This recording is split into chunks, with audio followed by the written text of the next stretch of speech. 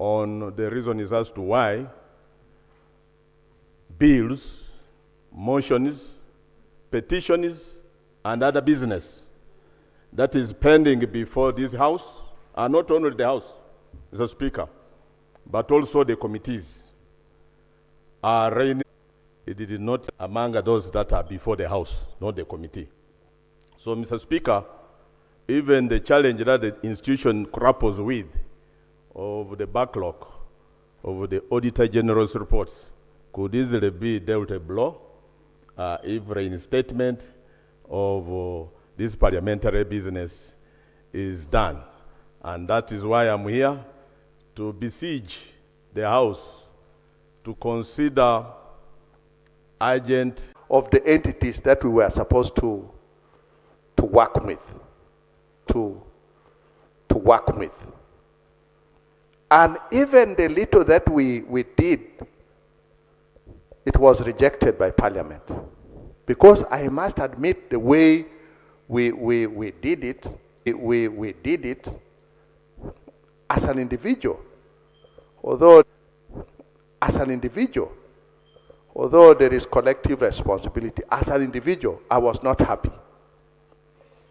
And still talking about local governments, we have already heard here how the entities are so many.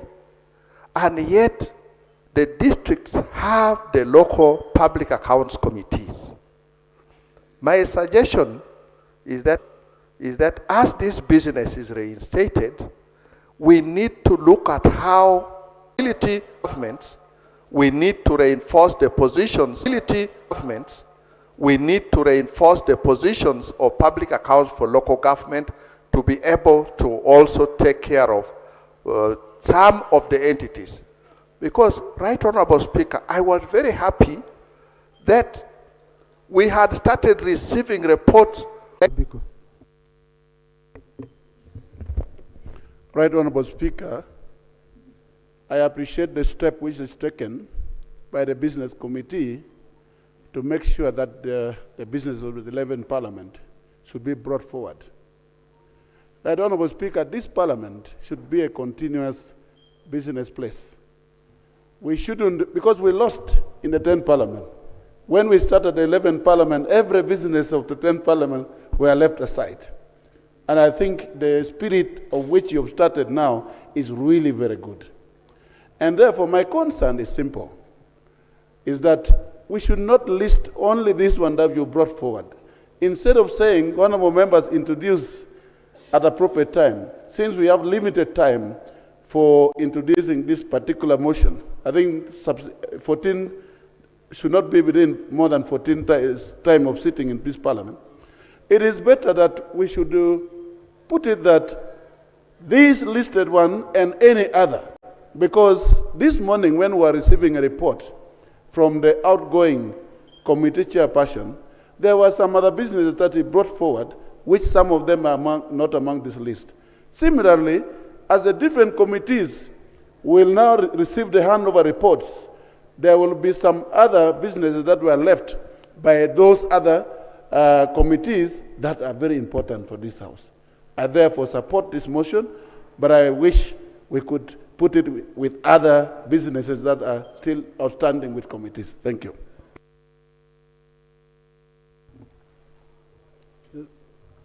Honorable, Rule 245 is very, very clear. We can't be general. You see, you can't work in, you can't give a blank check, you know. And maybe for your comfort, what we did, we instructed the clerk to extract all business pending before committees. So we looked through business item by item at the business committee level. There is business which had been overtaken by events. There is business which was already, you know, complete, okay, ready for signature. There is business. So we looked through all the business with the committee chairpersons and felt that this was the only business for now, okay? This was the only business as a business committee we feel we need for you to start work. Colleagues, business is going to come. We are going to give you business. You're going to be very, very busy. What we are working on are strategies for accountability committees. To find that accountability committees dealt with only 10%, okay? And yet oversight is one of the most critical functions of Parliament. You know, that is an indictment on ourselves. So we must do whatever we can. We strengthen the oversight function. We support accountability committees. And the Speaker has been meeting several agencies, and we've been meeting several agencies.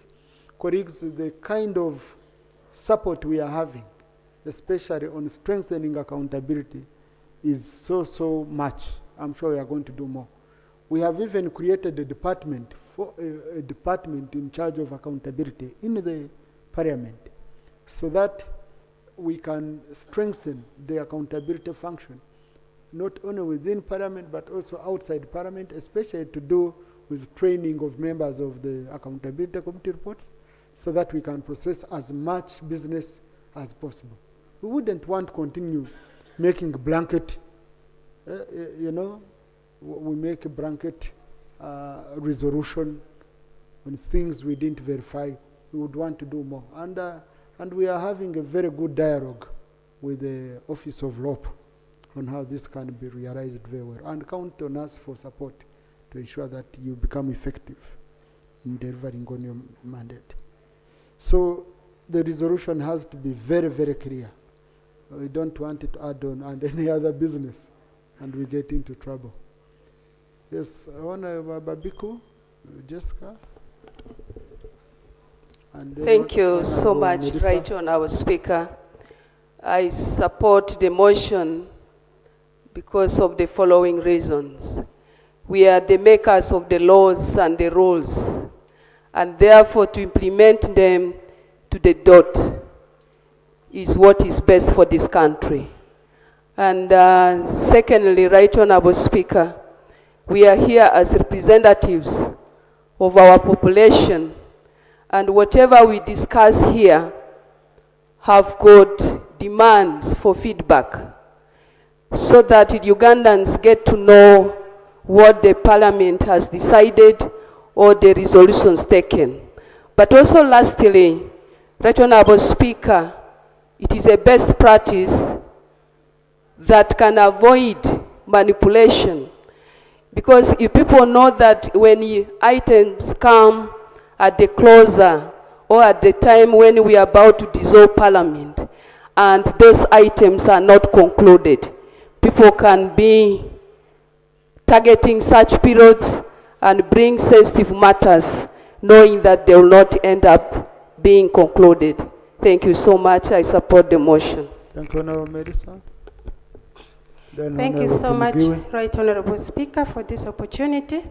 I rise to strongly support this motion that Parliament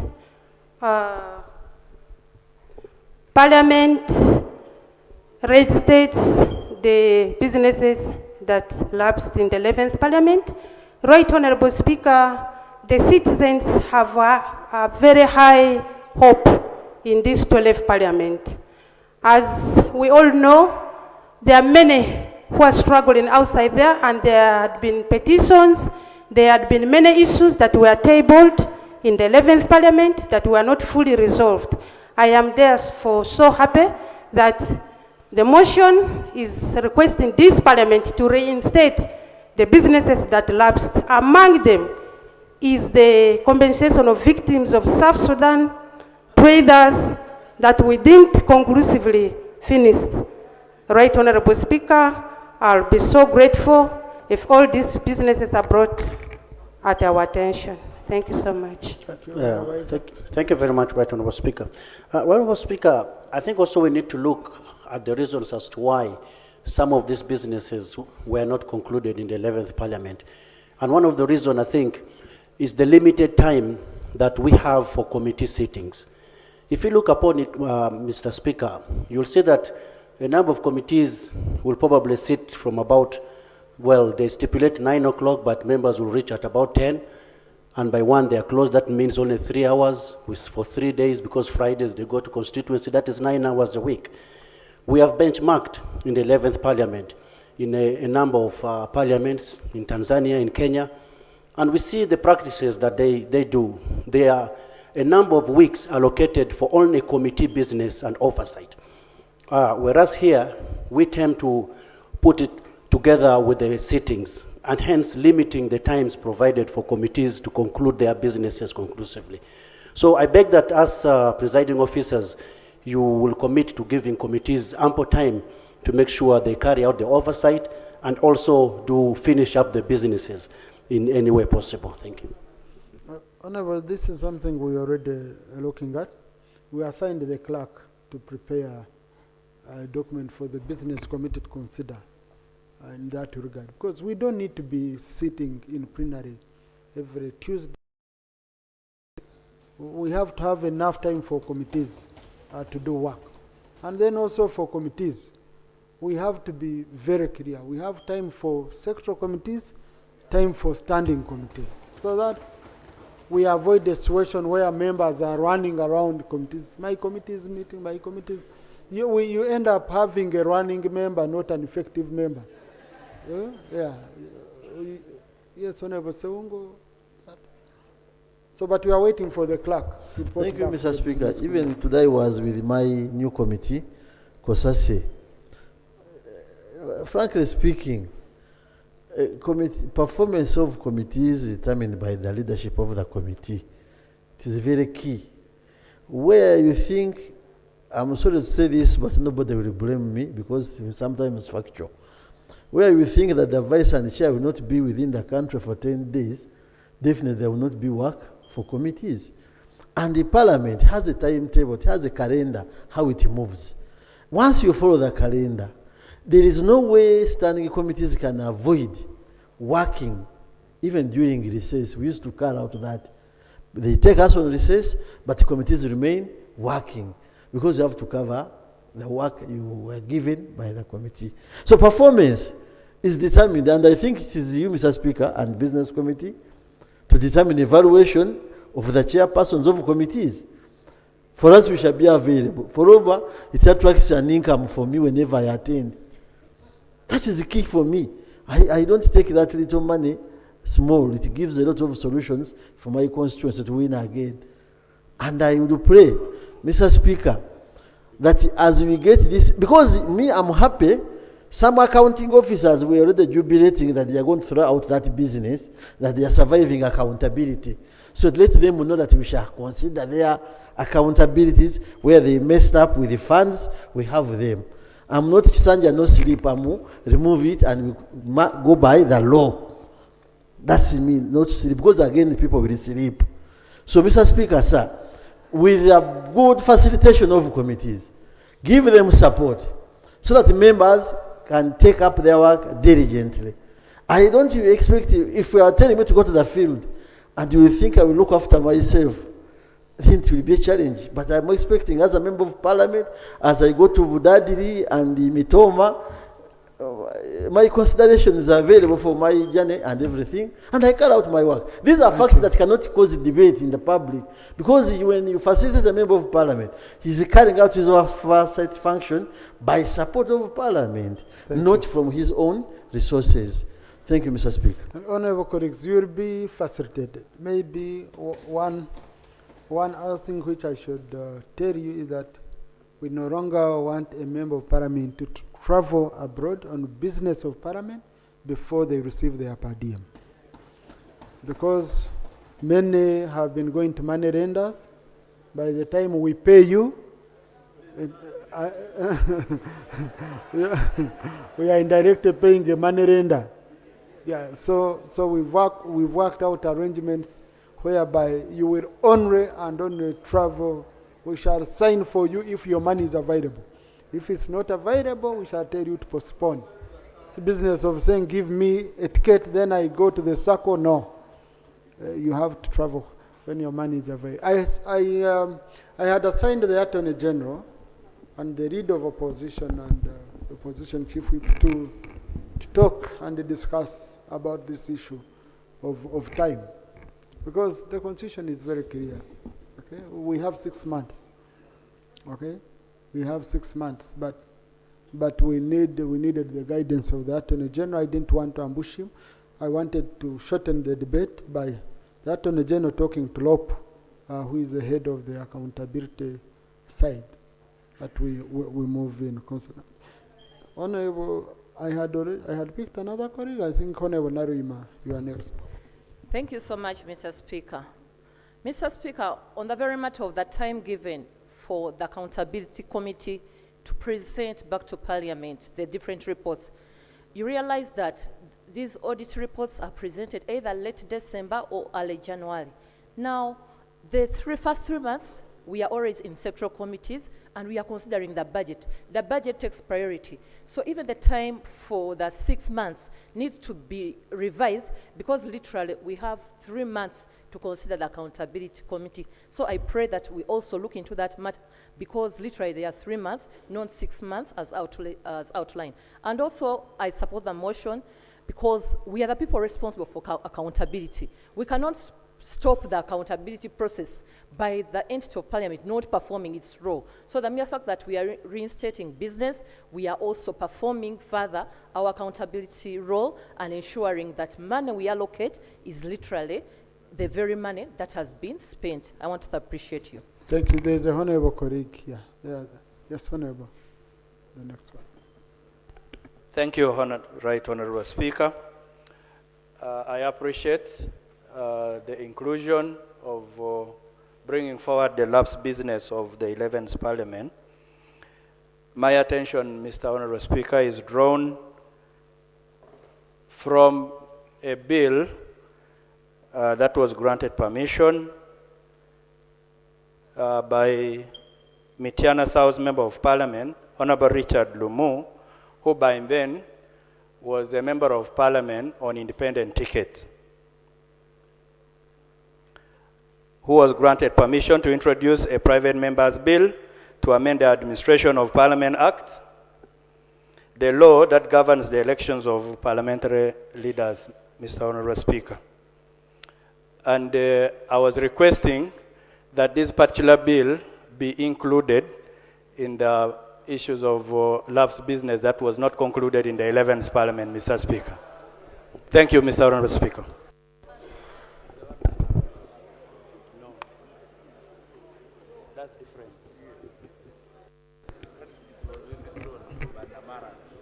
Thank you. Honorable Marshall, then Honorable Pierre. Thank you very much, Honorable Speaker. I want to stand to support the motion and very briefly state that it's good practice that we follow up the audit queries, particularly of 2024, 2025. Honorable Speaker, we are all aware that in 2025, the elections start, the election calendars are out, and our performances in Parliament start reducing because most of us are now looking at politicking. So it's very important, particularly for the taxpayer of this country, to have issues which flip over resolved. So I really support the motion that we look into the matters of the last Parliament. Thank you very much, Honorable Speaker. Thank you, Honorable Pierre.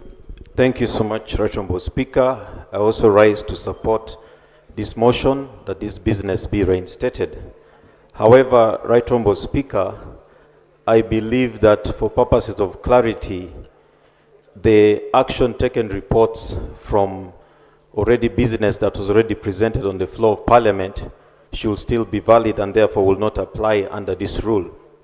But secondly, Right Honorable Speaker, I would like to propose that perhaps as an amendment in future, because for accountability committees and Auditor General reports, ideally, even when Parliament is dissolved, the Auditor General's report still should remain valid. My concern is in future, and God forbid that you have a Parliament which may not be very, very well aligned. They may not reinstate that Auditor General's report. And in the end, that accountability function ceases. So since the provisions allow that you can amend, I want to propose that in future, we should be able to amend that as much as the bills and the petitions will lapse, but the Auditor General's report and Accountability Committee reports which are being processed should not lapse. Thank you. Thank you. Attorney General, I reported to the House that I had assigned you and the Leader of Opposition and your teams to look through this matter and report back on the issue of time. Would you want to report on my assignment? For purposes of guidance, and then I'll give the final guidance. Thank you, Right Honourable Speaker. We had agreed with the LOP that he actually present this matter. Oh, okay. So, look, I can see everyone is running off from bailing the cat. Right, Honourable Speaker. So there are people who think that government and opposition never agree. We do agree sometimes. And today we have, for example, I'd actually thought that our senior would give the report to the House, but yes, I can. We've combed the laws, both the Constitution, our rules of procedure, the Audit Act as well. What we have zeroed to is the 6 months that are talked about within the Constitution. They will commence count after the House carries the motion. Because, as far as we are concerned right now, those reports collapsed with the 11th Parliament, all of them. But we are saying because it's important business that we have got to attend to, we are reinstating it. In essence, we are pressing the reset button. So the 6 months which are provided for, within which we are meant to consider this work, and then the committees bring reports and so on, the count of the 6 months commences today if the vote is carried today. If it is carried tomorrow, it will commence tomorrow. So then the committees will have 6 months to excogitate over the reports, the different motions, bills, and so on, and then report back to the House. So that's the consensus we had with the Attorney General. Attorney General? What the LOP has stated is accurate. No, Masaba, you're satisfied?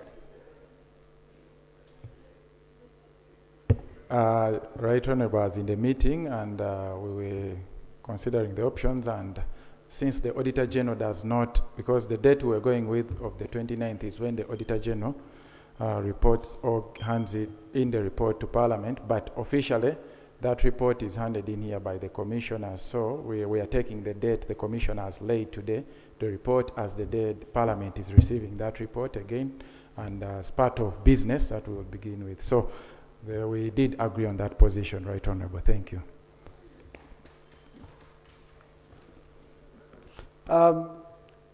Honourable colleagues, the report, we are within time, isn't it? We are within time. Let the committees process the report, okay? And if there is any further guidance that needs to be given by the presiding officer, it will be given. They have been laid within the time that is within the constitutional framework, and if there is any other guidance, we shall give it. Okay? Thank you. Honourable colleagues, I think we've debated enough. I now put the question that the motion for a resolution of Parliament to reinstate parliamentary business that lapsed at the dissolution of the 11th Parliament of Uganda, as laid on table and listed in the motion, be approved. Those in favour say aye, to the contrary nay. The ayes have it. Thank you very much. Honourable members, let the clerk extract the recommendations with a copy of the Hansard and transmit to the relevant and the ministries so that we start business. Now, accountability committees, you have business to start right away. Next item. Item number 6 on the order paper. Motion for a resolution of Parliament urging government to review the government undergraduate sponsorship program with the view to increase the slots allocated to the district quota system. Honourable Mapenduzi.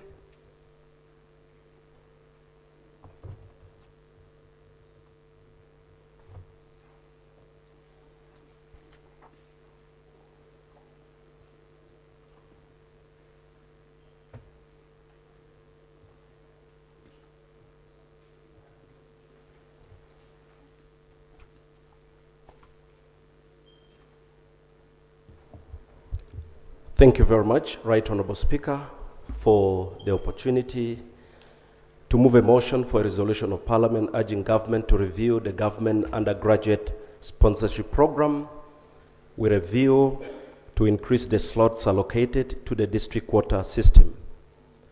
And I move this motion under Rule 58 of the Rules of Procedure of Parliament. Right Honorable Speaker and Honorable Members, whereas Article 30 of the Constitution of the Republic of Uganda provides for a right to education for all persons and objectives, 8.2 of the National Objectives and Directive Principles of State Policy further obligates government to take appropriate measures to afford every citizen equal opportunity to attain the highest educational standards possible. Aware that government runs an undergraduate sponsorship program where 4,000 slots are allocated to the best performing students at the Uganda Advanced Certificate of Education level to join public universities across the nation on the basis of National Merit Admissions Scheme, District Quota Scheme, Sports Scheme, and Special Needs Scheme. Further aware that out of 4,000 slots, 3,000 slots, which represents 75%, are located under the National Merit Admissions Scheme, and 1,000 slots, which is 25%, are allocated under 3 remaining schemes, namely 896 slots under the District Quota Scheme, 40 slots under the Sports Scheme, and 64 slots under the Special Needs Scheme. Appreciating that the District Quota Scheme was introduced by government in 2004 to address the imbalances and inequalities associated with National Merit Admissions Scheme in order to enable each district access slots for admission of its outstanding students to public universities based on the population of a district. Noting that since 2004, when the District Quota Scheme was introduced, the population of Uganda has been gradually increasing, and so has been the number of students who qualify for admission to public universities. Further noting that for the last 5 consecutive years, between 60,000 to 80,000 students qualify for admission to public universities annually, yet the government undergraduate sponsorship program remains at 4,000 students, majority of whom come from top performing schools, which are mostly afforded by students from well-to-do families.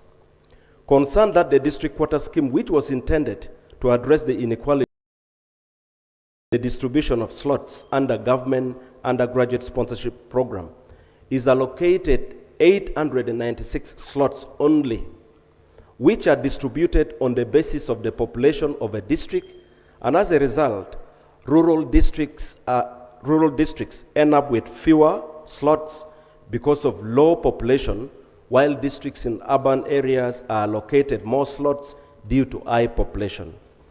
Convinced that unless government reviews the distribution of the slots under the government undergraduate sponsorship program so as to reallocate more slots to the District Quota Scheme, the poor, disadvantaged, and underprivileged students shall remain marginalized, which defeats the objectives of affording every citizen equal opportunity to attain the highest educational standard possible. Now, therefore, be it resolved that Parliament urges government to review the government undergraduate sponsorship program with a view to increasing the slots allocated to the District Quota Scheme to enable the poor, disadvantaged, and underprivileged students benefit more from the government program. I beg to move.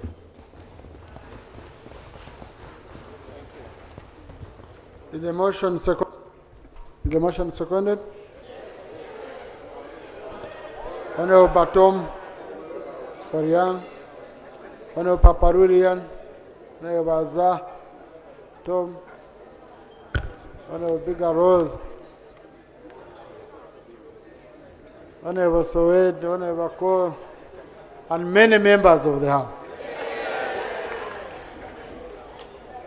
Honorable, would you 2 minutes like to speak to your motion?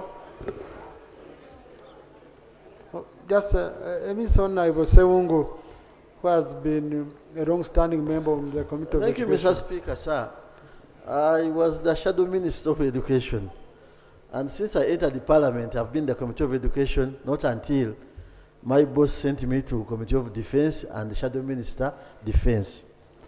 Mr. Speaker, sir, before I support this motion, during rationalization, the justification was to remove the higher loan financing board, that all the monies and slots for students were going to be taken to the district quota.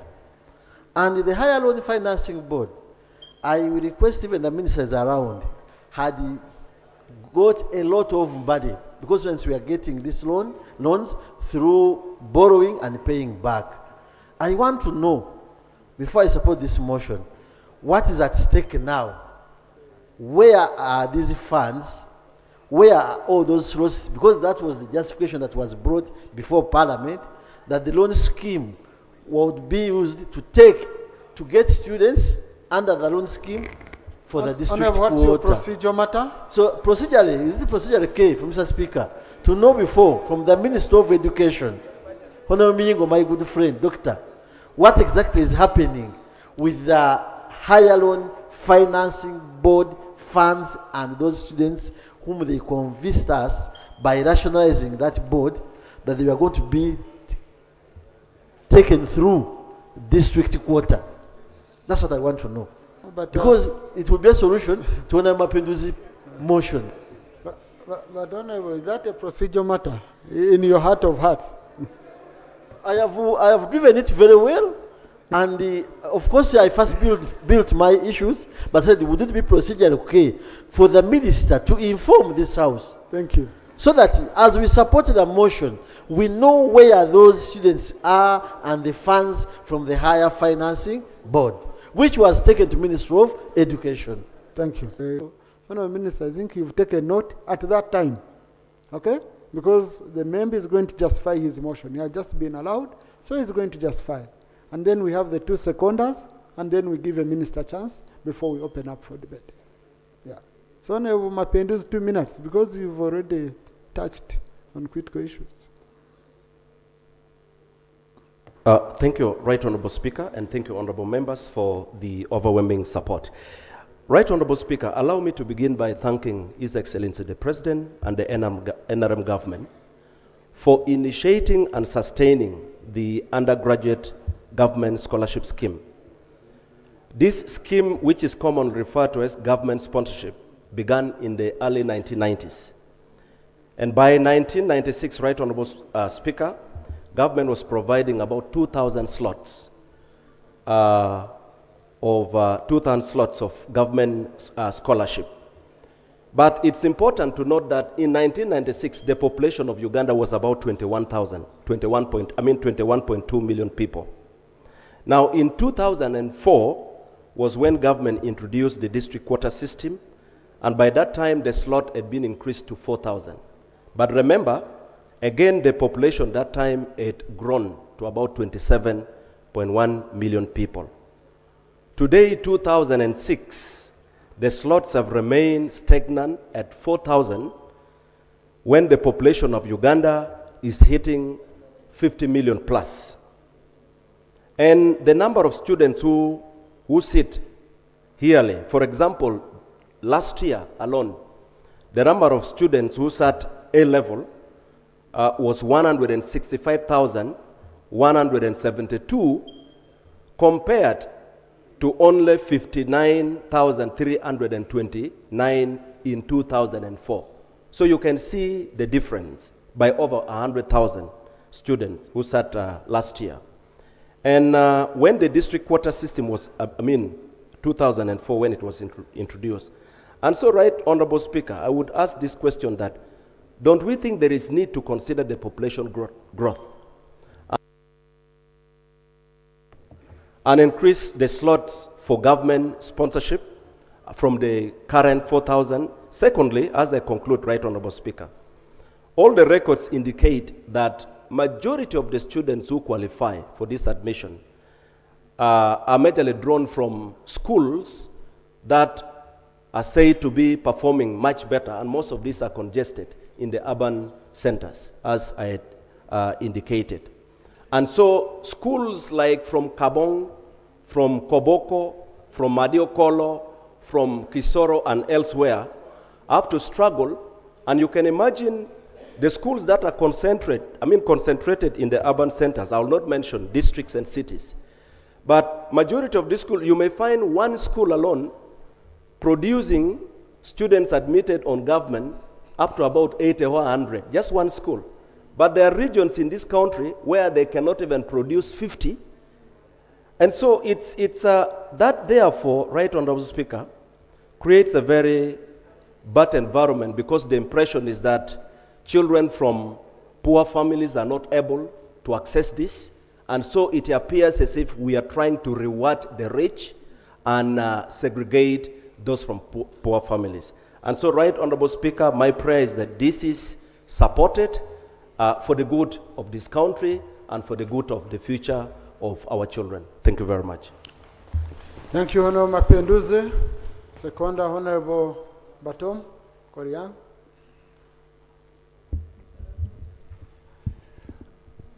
Thank you, Right Honorable Speaker. Right Honorable Speaker, I stand here to second the motion. Honorable colleagues, I want to commend the move of this motion because it touches a matter that is very important to us.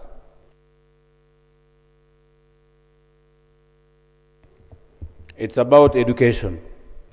In my considered view, this motion seeks to realign government sponsorship within constitutional values of equity, equal opportunity, and balanced national development. Right Honorable Speaker, my support for this motion is founded on about 3 issues. The district quota system was created precisely to mitigate disparities, inequity of access to quality education. Increasing its allocation within the national merit scheme, therefore, is not a departure from merit. It's an effort to ensure that merit is assessed within a fairer and more equitable educational environment. Right Honorable Speaker and colleagues, the education outcomes when students sit USC exams, the outcomes don't just come on their own. They are significantly influenced by the environment that the students learn in. Students from well-resourced schools will pass highly. And now if you consider admission based on national merit, it means most of the students that will be in this category of merit will be from those well-resourced schools, compared to those that are under-resourced.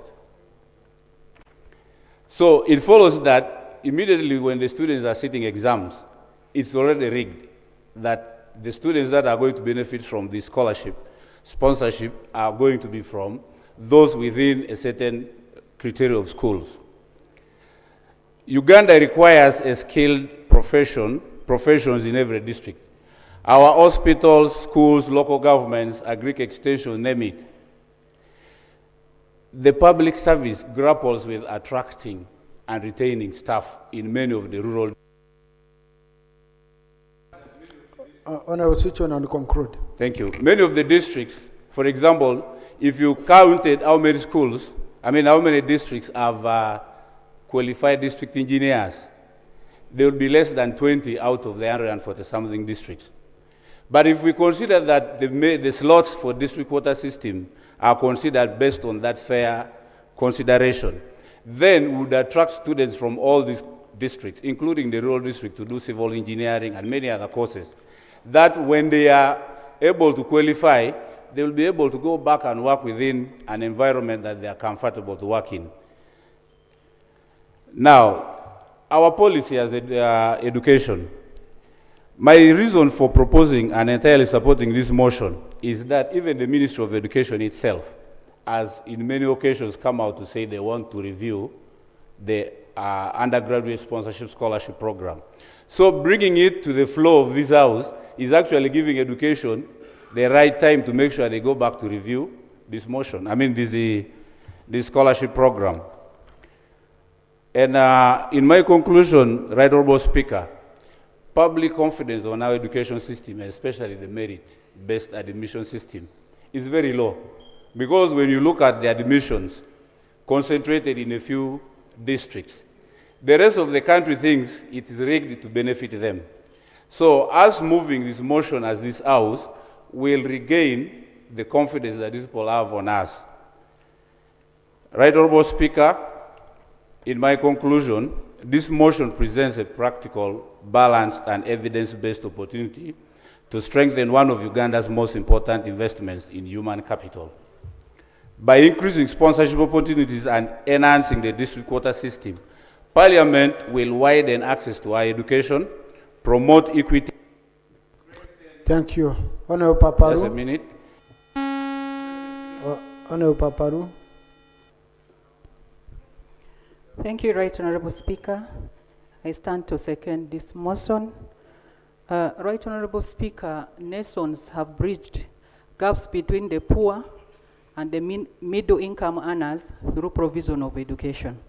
Uganda has moved strides by introducing USE, UPE.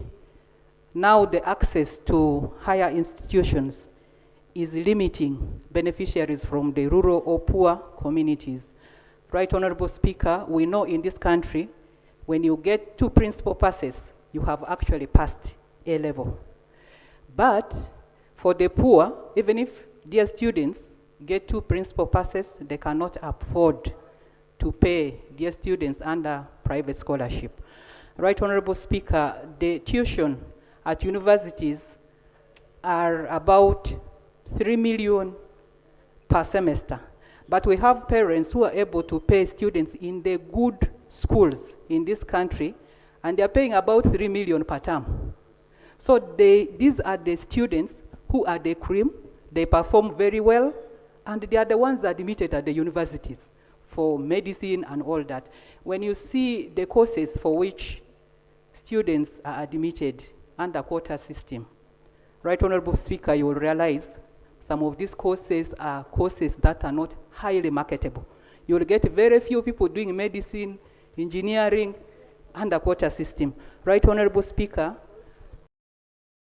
environment for learning is different. You see in rural places, people are congested, people do early preps, evening preps, they sit for standard exams. They sit for the same examinations that are set. So if a student in this rural area can afford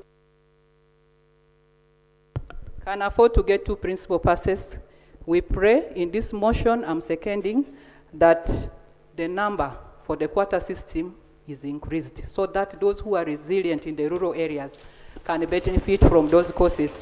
Right Honorable Speaker, when the cities were created, until now, the ministry has left the quota for the mother district together with the cities. I am from Arua district. Our quota is together with Arua city. Right Honorable Speaker, in the 5 years, 2 consecutive years, Arua district cannot compete with the students in the city, and we miss completely. We have 8 slots with Arua city now. But at times we get 1 or we get none. I think the ministry should also look into that. So I stand to second this.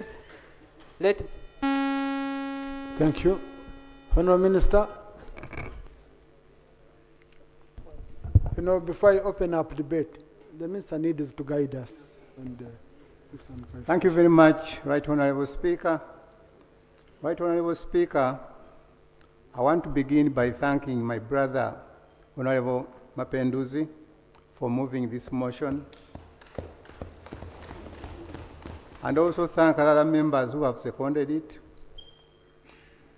I want to remind you that government acknowledges that increasing enrollment of learners at secondary level, improved completion rates under universal secondary education, the exponential population growth, and the creation of new districts have increased the demand for government-sponsored students.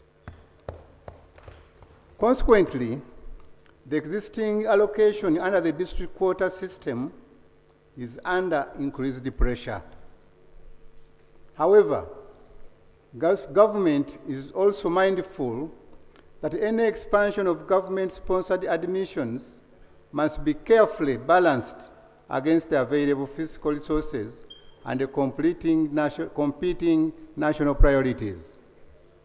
Right Honourable Speaker and Honourable Members, I wish to clarify that contrary to what is stated in the motion, the government is sponsoring more students than 896 under the district quota system.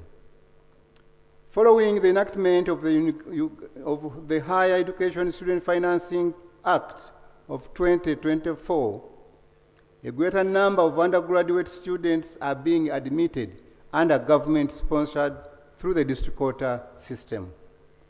Right Honourable Speaker, currently 60% of the beneficiaries under the Higher Education Student Financing Scheme are selected through the district quota system. For example, in the current academic year, 1,228 out of 2,048 students selected to benefit from the scheme were admitted under the district quota system. We have been increasing the numbers that are supported. Right Honourable Speaker, government undergraduate sponsorship is financed through the annual appropriations approved by this Parliament under the budget of the Ministry of Education and Sports. The level of funding available each financial year determines the total number of students who can be sponsored.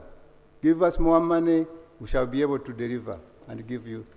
Right Honourable Speaker, continually reviews education policies to ensure that they remain responsive to the national development needs. The Ministry of Education and Sports is assessing various aspects of access to higher education, including a review of the Universities and Other Tertiary Institutions Act as amended, assessment and admissions, including the operation of the district quota system, to determine whether the existing framework remains fit for purpose in light of current demographic, educational, and physical realities.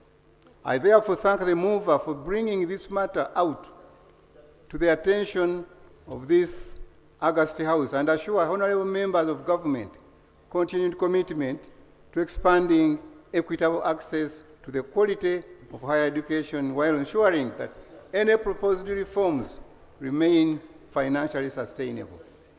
I submit right now. Thank you. Now, Honourable Minister, that statement of yours or submission of yours, which seems to have been written,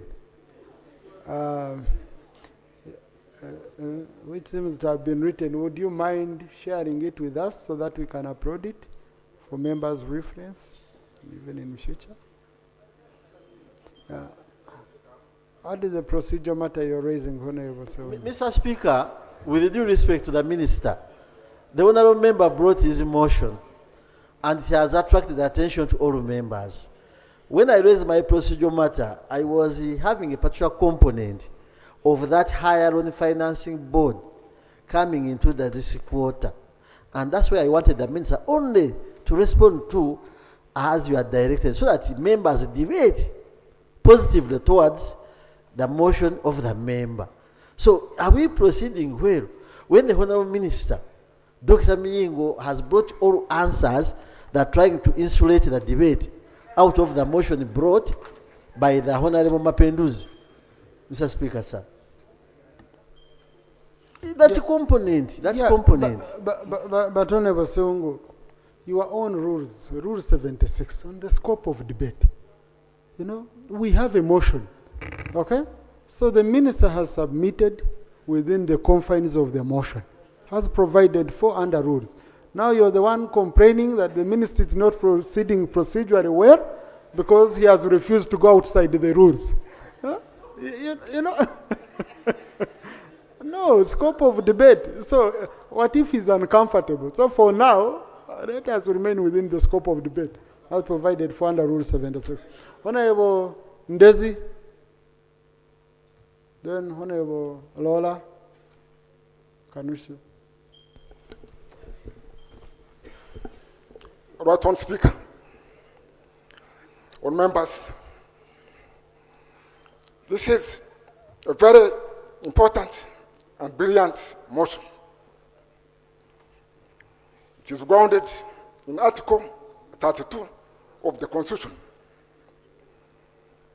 on affirmative action and other relevant provisions of the Constitution enacted to address imbalances which exist in our society. When talking about this motion, we are talking about leaving no one behind. I passionately love these issues and therefore support this motion very strongly. Right on, Speaker. The motion is very nice. It specifically mentions the three categories in the first, second, fourth, and fifth paragraphs. District, sports scheme, and special needs education. However, right on, Speaker, in the last paragraph, a very important paragraph, the one calling for action, two important categories have been left out. Which categories have been left out? Sports scheme and special needs education. But on, Speaker, for the benefit of people, of members would not come with their pads, I would like to read it.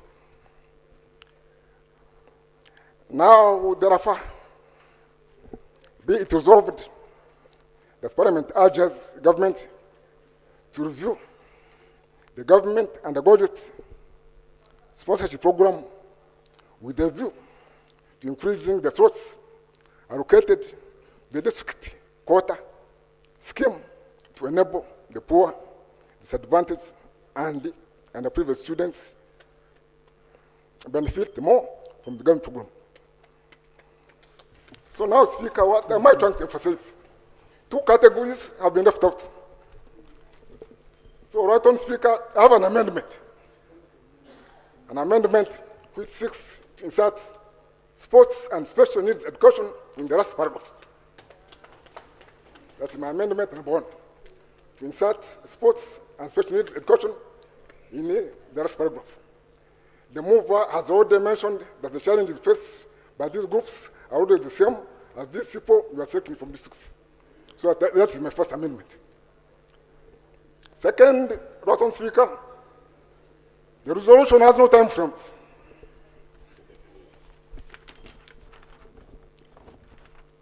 Since the resolution has no time frames, follow-up and the accountability will be a problem. Therefore, I propose to add the following. The review should commence this financial year, 2026 and 2027. That's my second amendment, Lord Speaker. The review should commence this financial year. Last amendment. We want to give the Minister responsible for education the responsibility and the opportunity to come and report to us on the progress of the review. Therefore, I have the following amendment. The Minister responsible for education shall report Parliament on implementation of this resolution within 1 year after the passage of this resolution. The idea is to give the Minister an opportunity to come and update us on how far you have gone with the implementation of this resolution. That's what on Speaker, the heading as a consequential amendment to reflect the spirit of leaving no one behind. In the heading also mention sports scheme and special needs education. Special needs scheme. District is already mentioned in the heading, but sports scheme and special needs scheme are not indicated. Therefore, I beg to move that the heading should add the words sports scheme and special needs scheme. I appeal to all members support.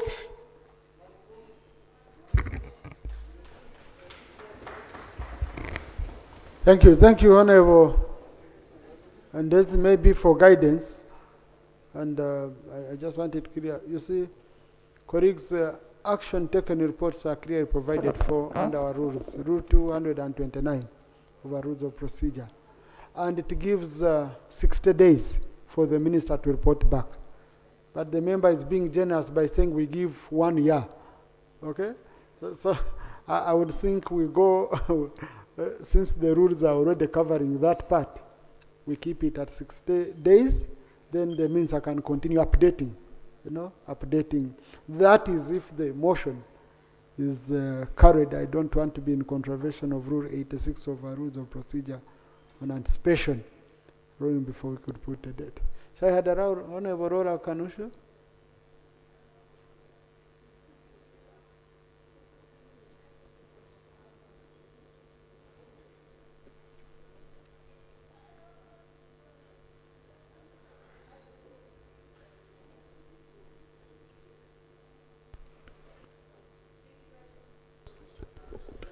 Thank you, Right Honorable Speaker. Let me first say my name because it's my maiden speech. My name is Laura Kanushu. I'm the National Woman Member of Parliament for Persons with Disabilities, but also my colleague was asking me why I'm putting up my hand. It's because the rules allow me, because I'm a person with disability. I just want to start from where the Honorable Ndezi has stopped, that we see at the beginning of the motion. I want to commend, of course, the Honorable Mapenduzi for that motion. At the beginning, we talk about special needs, but somewhere we lose it. I think that we need to make that amendment. But I also want to say that from the time the affirmative action program started, the persons with disabilities have been at that number. It would only be fair that this Parliament, as we approve this motion, we are cognizant of the fact that there can never be a vulnerable student more than that with a special needs. And if there are people who need the sponsorship at the universities more than anyone else, it is the students with disabilities. So we cannot afford to leave them out, but we also need to increase the number. Lastly, Mr. Speaker, while we talk about rural schools, I think we should also be specific and say public schools or government schools. Because I don't think that a poor person can take their child to, for example, Kampala parents. And therefore, if they are able to take their child to Kampala parents, they are able to pay at the university. But the children who go to the public schools are the most needy ones. So I'd like for us to emphasize that the children who will be given more priority should be those children that go to the UPE schools and the USE schools. I beg to submit. But Thank you. Honorable Rora, I just want to get you clearly there. We have in the villages some private schools that are cheaper than government schools.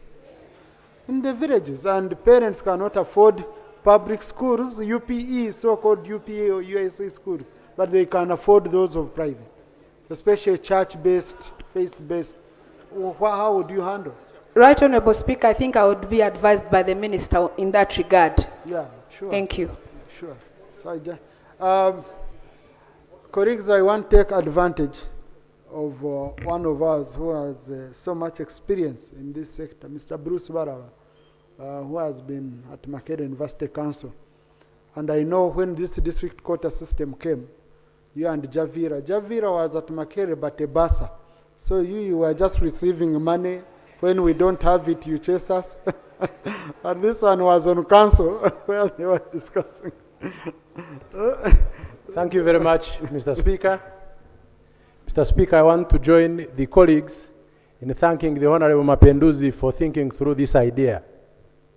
First, from when the district quota system was introduced in 2005 to date, there is evidence that the children from the rural schools who come with slightly lower grades, because we look for the best with 2 principal passes in those areas, when they reach the university, they perform better than those with excellent grades from the other schools.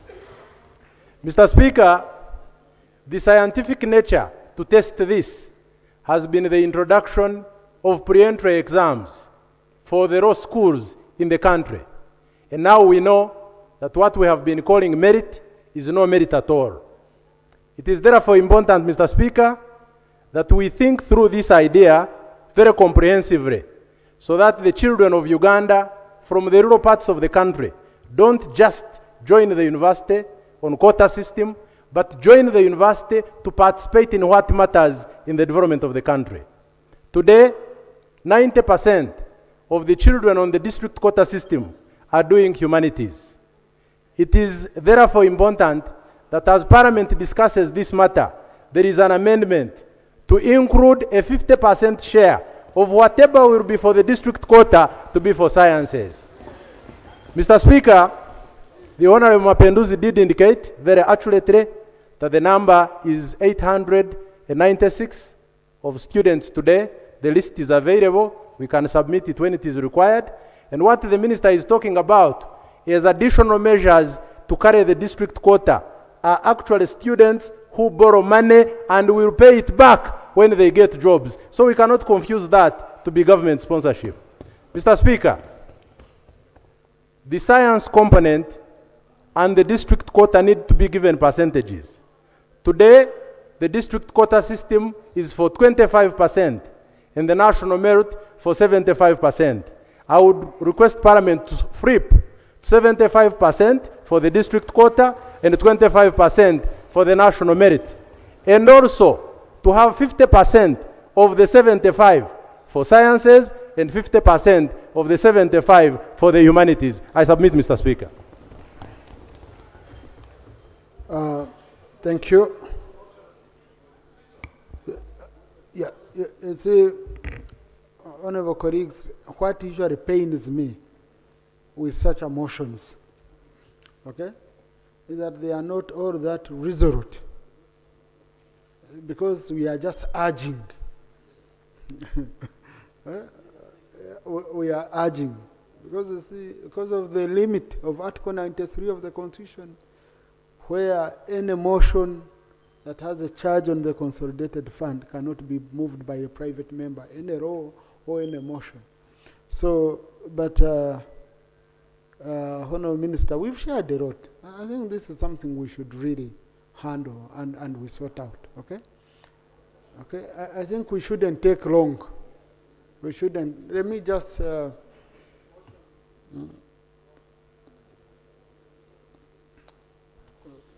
we shouldn't take long on Thank you this. very much, Right Honourable Speaker. I've taken note of all the issues that have been raised, and we take note of even the recommendations. We shall look into it, and as money or resources allow. Thank you. Honourable colleagues, I now put a question that a motion for a resolution of Parliament urging, you're hearing the word, urging government to review the government undergraduate sponsorship program with a view to increase the slots allocated to the district quota system be approved. Those in favor say aye, and to the contrary nay. No, I put a question, allow me to review, because there were some amendments, I'm sorry. Okay, just let me recommit it. Yes, thank you for being alert. Honourable colleagues, this is urging, even if you bring such amendments. Honourable colleagues, sorry, I put a question that a motion for a resolution of Parliament urging government to review the government undergraduate sponsorship program with a view to increase the slots allocated to the district quota system with the proposed amendment be approved. Those in favor say aye, and the contrary nay. The ayes have it. Now, congratulations, Honorable Mapenduzi, and thank you very much, Honorable colleagues.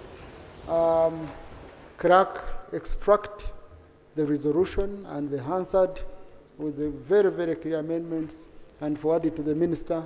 Honorable Minister, this is, you can see you already have support cutting across on this issue, that the children of the rich do not continue benefiting. On this, someone comes from a school where they are paying 8 million, and you hear now government is sponsoring them on a course of 3 million. For God's sake, that's, okay? That's not good, especially with the meager resources. Next item. Item number 8 on the other paper. Item number 7 on the other paper. Motion for a resolution of Parliament to express gratitude to His Excellency the President of the Republic of Uganda, Yoweri Kaguta Museveni, for the clear and precise exposition of government policy contained in the State of the National Address to Parliament of Uganda on 4th June 2026. Thank you. Honorable colleagues, before I open up debate on this issue, please, Honorable Minister, Rule 229 requires that within 60 days you update the House, okay, on the action taken. And continue updating us, and we support you in ensuring this injustice. Now, Honorable Enos, you have a procedure matter? Thank you so much, Chair. As the Honorable Minister of Education brings an action taken report, I kindly request through you that he gives us a comprehensive review of the sponsorship policy, government policy, because there are other inequalities that have not been captured in this specific motion that affect students. For example, the allowances, there's a disparity between housing, the cost of housing and the money they give to the students.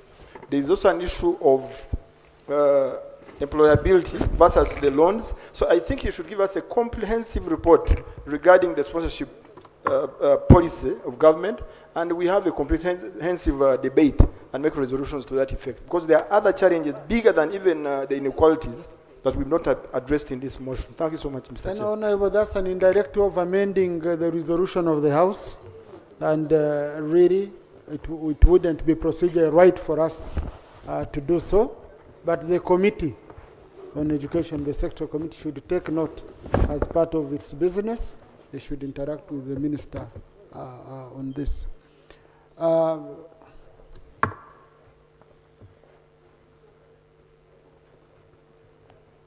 Now, colleagues, I request when we are in this house, we sit properly. In this house, we sit, we don't sleep.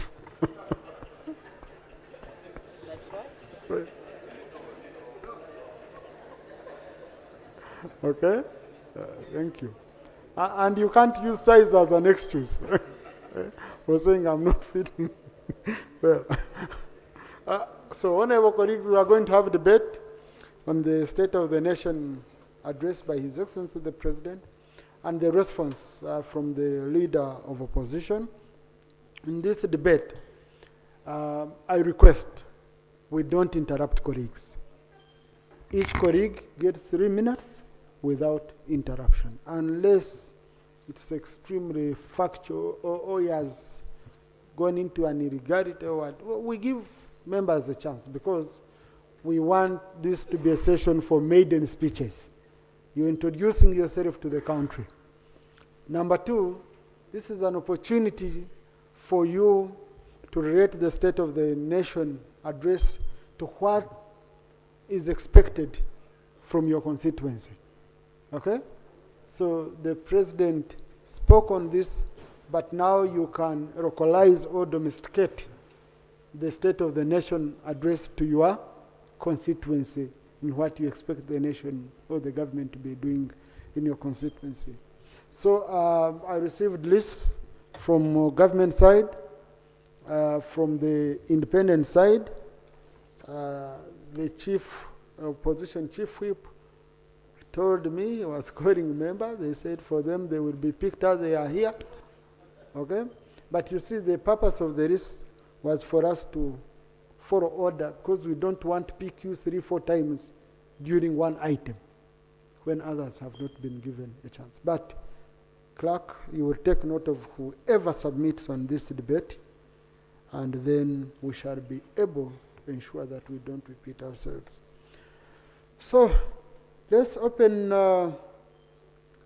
the debate with Honorable Okoye. Culture, because right now we cannot continue relying on rain-fed agriculture.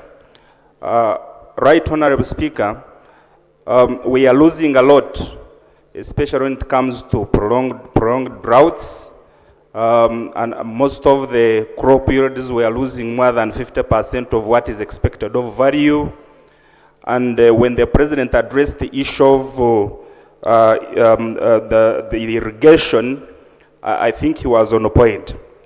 And the government is already really focusing on it, because the approval of the phase 2 solar powered irrigation targeting 427 systems across the country is very important. And particularly for my people in Nakaseke North, where we are trying to diversify income streams so that in addition to cattle, people are going into coffee. I think this becomes very important to focus on. So we commend the President for that. The other point has to do with the President's emphasis on indoor feeding, where he emphasizes setting up feedlots so that we can be able to grow pastures and store. And that is very important because it points to sustainable productivity throughout the year.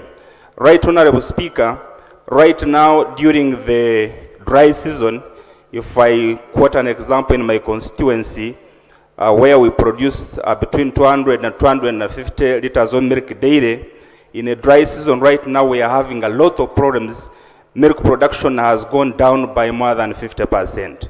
So by President emphasizing the issue of growing pasture and storage of pasture, that would be an assurance that we can be able to sustain productivity throughout the year. The other thing is, of course, when we emphasize indoor feeding. Thank you. Honorable, it is 3 minutes since it was since you're the first one. People have known that 3 minutes end at that door, so conclude. 1 more minute to conclude. Thank you very much for the opportunity.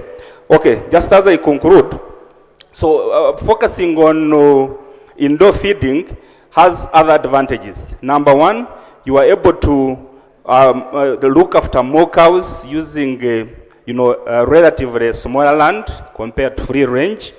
Two, the cows are not exposed to ticks, and as you know, Right Honorable Speaker, the number one problem on farms is actually tick-related diseases. So when cows are on free range, they pick ticks.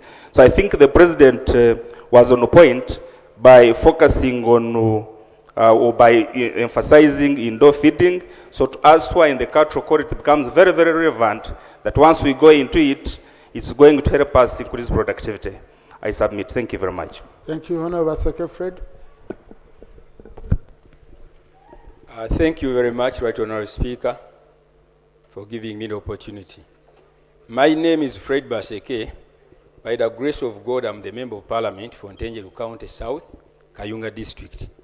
I rise to second the motion moved by the Right Honorable Prime Minister. Right Honorable Speaker, during the State of the Nation address, the President gave a clear accountability of the achievements made, where the country is, the challenges that remain, and the direction that government intends to take in the next 5 years. I particularly want to commend the President for emphasizing commercial agriculture and wealth creation. In his address to the state, to the nation, the President committed to support irrigation and also to provide low interest capital in the form of parish development model to all households with land in the next 5 years. That is commendable and gives hope to our people. Secondly, Right Honourable Speaker, the President also committed to support infrastructure. I want to thank the President for his continued commitment to infrastructure development. Without supporting infrastructure, there is no way we can talk about wealth creation. Lastly, Right Honourable Speaker, the President reminded us that for any wealth creation initiative to succeed, we must have peace, law, and order. Honourable members, you'll agree with me, Uganda is a secure country, courtesy of His Excellency Yoweri Kaguta Museveni. The peace we're enjoying, it's because of Yoweri Kaguta Museveni. The 6.4% economic growth registered last financial year is partly because of the peace we enjoy as a country. Regardless of our political affiliations, we all benefit from a stable country. Therefore, I want to wholeheartedly support the motion that this Parliament gives gratitude to His Excellency the President of the Republic of Uganda for the clear and precise exposition of the State of the Nation of government policy as contained in the State of the Nation address. I beg to submit. Thank you. Honorable Tana.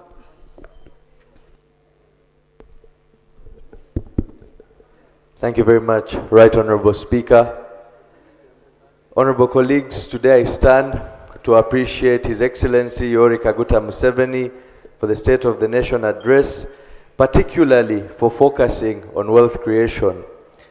In order for this country to stop depending on subsistence farming, wealth creation is important, and he identified commercial agriculture, manufacturing, and services. Along those, he spoke of some enablers. Now, in the enablers, the one I am particularly going to focus on is the railway. Standard gauge railway. Our neighbor Kenya in March started the 107-kilometer stretch from Kisumu to Malaba, and on completion, they would have finished 1,000 kilometers. As Uganda, we are 6 years behind. Now, despite getting 650 million euros in funding, we are missing out. 6 major towns are going to get workshops. 6 major towns are going to get employment rather, and there is going to be 40% decline in costs for transportation. The time from here to Nairobi would be 4 hours and would be a regional hub for Central and East Africa. Now, I want to urge this House and the relevant ministries, there's a small challenge, especially in my constituency. The land that was taken for the railway, the people have not been compensated, especially Kasoli. And alongside the railway, we need roads. Tororo being a border district, we have failed to benefit from our geographical advantage because of poor roads. That is the only highway taking us to Kenya, and there is no expansion on that highway. With those few remarks, I want to thank His Excellency for a wonderful speech, and we will commit to working with him in Kisanja, Hakuna Kulala. Thank you very much. Thank you. Thank you, Honorable. Now, Honorable Ministers, before we adjourn, I will allow you, those who will be here, to make a comment on the issues which the members would have raised. Okay? So you can take note. If there are issues in your docket, you'll be able to make a response. Honorable colleagues, I'm trying to, yes. Honorable Marende, because you see, I have to balance. I have to get from NRM, I get independence, I get opposition. Yeah. And Nansana municipality has to give his maiden speech today.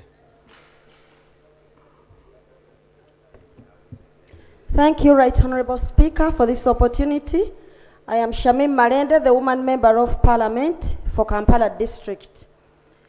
Right Honourable Speaker, on the aspect of economic growth, the President clearly stated that Uganda's economy continues to grow steadily with increased exports, industrialization, and investment.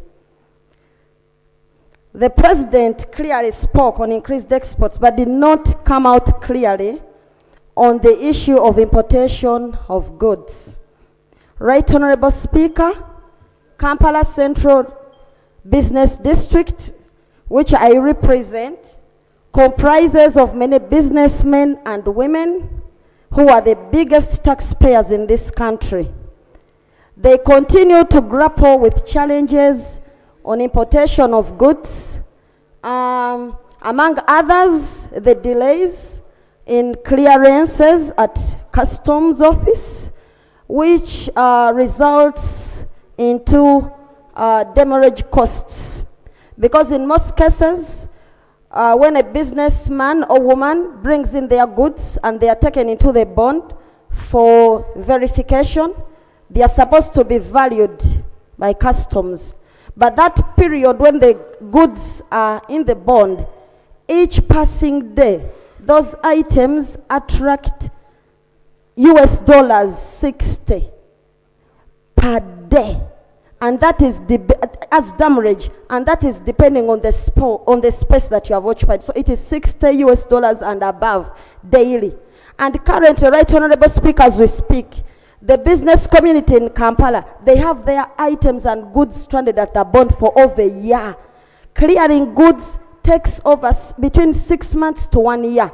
And they are suffering, they are on loans, they have sold their items, their houses.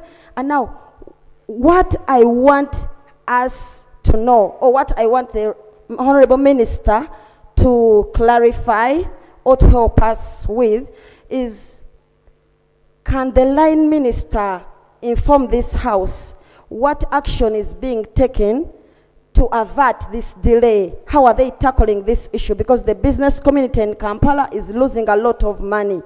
I beg to submit, Right Honorable Speaker. Thank you, Honorable Zambari Mukasa. Bless you.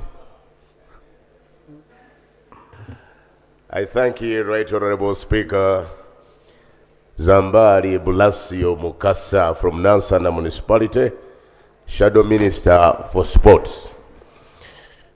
Right Honorable Speaker, the question in the State of the National Address was, or the logic question was, how do we move cashless people into money economy? Right Honorable Speaker, sports is no longer merely a recreation activity. It is a strategic investment that creates jobs, promotes social cohesion, nurtures talent, and enhances Uganda's international profile. Honorable Speaker, as a Shadow Minister for Sports, it is equally concerning that sports received minimal attention in the State of the National Address. No focus on women and persons with disability, and did not explain whether funding. Right Honorable Speaker, I am standing on Rule 89, 1E, that this is being my maiden speech. They don't interrupt me. Thank you, Right Honorable Speaker. So there was no emphasis on school sports, yet competition is in schools are a key source of talent. Right Honorable Speaker, equally worrying is the welfare of our athletes. The concerns of delayed facilitation, inadequate medical care, limited insurance covers, poor retirement and planning, insufficient physical social support, all affect our sportsmen. As I wind up, Right Honorable Speaker, as Uganda is preparing to co-host 2027 AFCON, the success of AFCON 2027 should not be measured only by completing of stadiums. It should have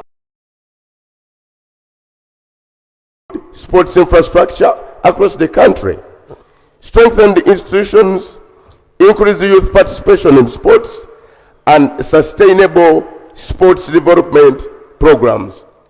Government should therefore prioritize the rehabilitation and the construction of community sports grounds, district stadiums, multipurpose indoor sports facilities, and high-performing training centers across all regions of Uganda, rather than concentrating investment in a few urban centers. Every district, Right Honorable Speaker. Thank you. Now, Honorable, you see, you used your time sorting issues with a neighbor who was not on record. So let me compensate you even if it was out of your own making. Conclude. Thank you, Right Honorable Speaker. I was saying, Right Honorable Speaker, every district should have a functional sports infrastructure capable of supporting schools, clubs, and community competition. And government should strengthen talent identification by establishing regional sports academies. To show us where Uganda has been, where Uganda is, and where we're going. It also demonstrates for the last 40 years, the NRM government has known the way, has gone the way, and has shown the way. The president highlights 3 specific issues. 1, wealth creation. Another one, human capital development. And the last one, infrastructure development. Through the PDM program, which is our flagship program, it's been inclusive in including even the last man at the village level. And so I stand to support the motion that His Excellency, to appreciate His Excellency for such a wonderful State of the Nation address. In the area of infrastructure, we have a road that runs from Pakwach all the way up to Difule, which is going to the border between Uganda and Sudan. This is, the president emphasized that our infrastructure development supports wealth creation and trade. So we remind the government about tarmacking of the road from Pakwach through Madiokolo, through Moyo and Obongi up to South Sudan. Thank you. Thank you. Honorable Evelyn. Thank you. Honorable Evelyn, followed by Honorable Remigi Achia, followed by Honorable Freedom Queen Twin, then Honorable Wariswaka. Honorable colleagues, we are here, okay? Thank you, Right Honorable Speaker. Right Honorable Speaker, sir, I am called Evelyn Nsima, the woman member of Parliament for Rwanda District. This is my first term in the Parliament of Uganda, and I would like to appreciate the people of Rwanda for overwhelmingly voting me and giving me the opportunity to serve. I thank the people of Rwanda. Right Honorable Speaker, I want to associate myself with the State of the Nation address of the President, because he focused more on agriculture as an enabler, which leads Uganda to the money economy.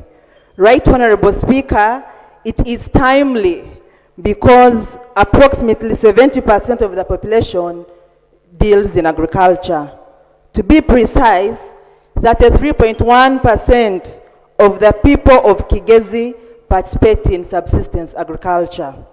Mr. Speaker, sir, I am a practical farmer, and I want to bring to the attention of the government that many farmers in Uganda, in communities, are unable to afford knapsack sprayers.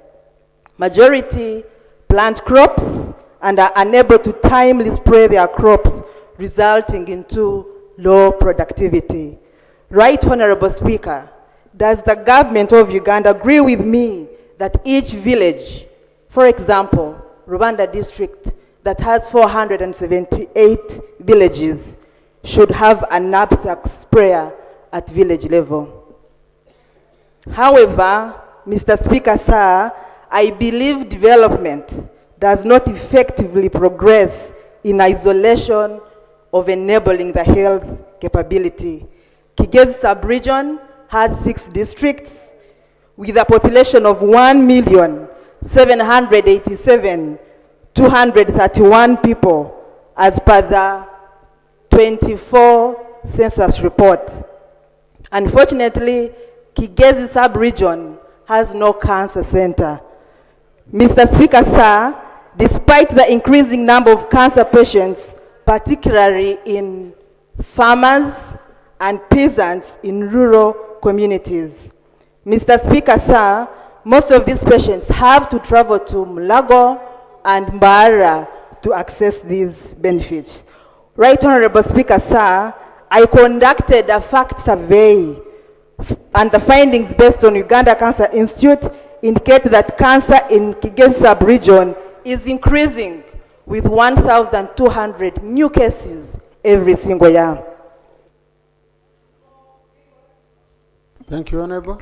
Honorable Remejiachi. Thank you, Mr. Okay, conclude. But you say, Honorable colleagues, let us use 3 minutes. But conclude. 3 minutes. For record, Rwanda patients are 130, Kabale has 220 patients, Rukunjiri 190, Kanungu 170, Kisoro 150, and Ruchiga 100 patients increment every single year. Mr. Diagnosed cancers in Kigezi are cervical cancer, breast cancer, prostate cancer, soma cancer, to mention a few.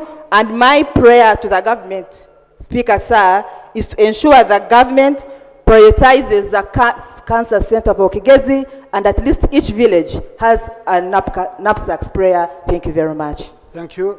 Honorable Remejiachi. Thank you, Mr. Speaker and colleagues. Mr. Speaker and colleagues, I want to appreciate His Excellency the President for the narrative on the historical mission and work of NRM from 1960s to the present. And he gave a very vivid example how we worked with a number of people he mentioned in the 60s in the cattle corridor, and today transforming not only the cattle corridor but the rest of the country. He gave the example of the GDP of Uganda of $3.6 billion in 1986, and today we are in 69 billion and going to 500 billion.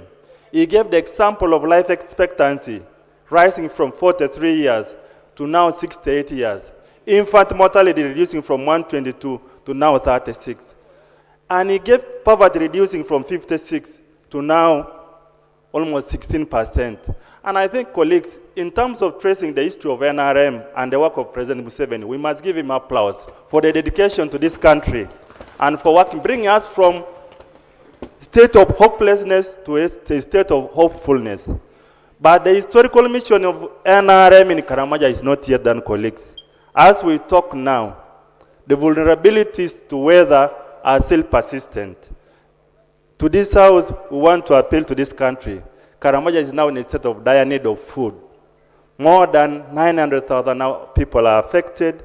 People are starting to die in Kotido, in Kabong, and some parts of Moroto because of bad weather, which is actually affecting the whole country. But in Karamoja, without a cow, and most people lost because of insecurities, lost animals. There is a dire need to refocus the mission of NRM in Karamoja to equalize this country. We were talking about education here and equity. But there is still more to be done in Karamoja. In terms of poverty, monetary poverty, Karamoja stands at 74%. In terms of multidimensional poverty, Karamoja stands at 56%. We are the best in all bad indicators. Infant mortality, life expectancy, all of this. I think we need really to focus and find a better strategy to address the challenges that face that part of the country. Karamoja constitutes 10% of this country. And now it is starting to deliver to the rest of the country in terms of minerals. We already have a new 4 factories in cement helping us. We have now got clinker factory. We don't have to import. We have marble. We are getting materials for tiles.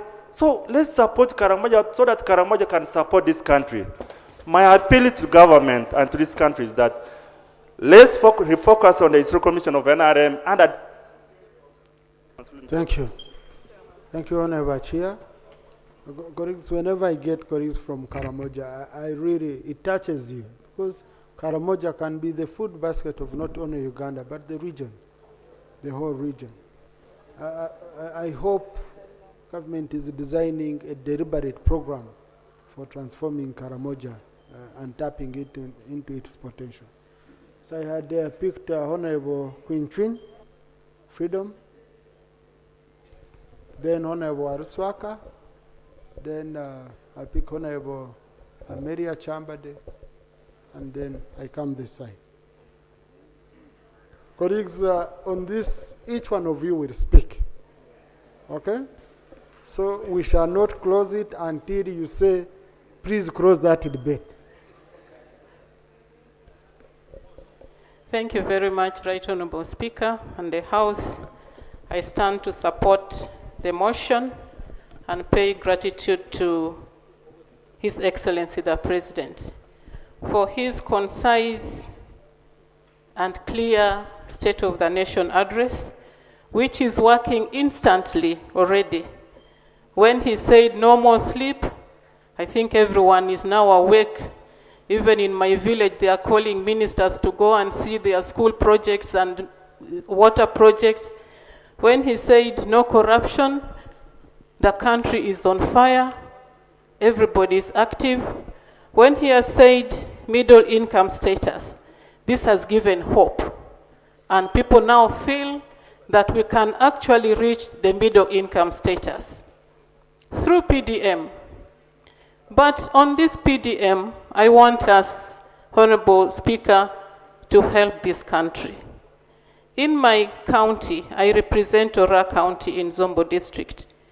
I have parishes with 2,500 households. And in the 5 years, the parishes with 500 households are beginning to repeat the distribution of PDM. But this one of 2,500 households need 10 years, actually need 15 years at this rate. I would like us to appeal to you and to the Minister of Local Government. Please, let's do a research. We cannot make one parish to wait for 15 years to round all the households, and one parish is only taking 5 years. And anyway, how long is this PDM program? Is it a forever program or is it a time-bound program? I think we should begin to think specific. My second point is about, so in this I'm really saying we need fairness and we need to be objective. My second point is, if we are going to reach the middle income status, in Zombo district is the only district which has not been connected to another district through tarmac road. The president campaigned and said by April you will have a contract and the road will commence. And I think it's the technical people who deceived the president.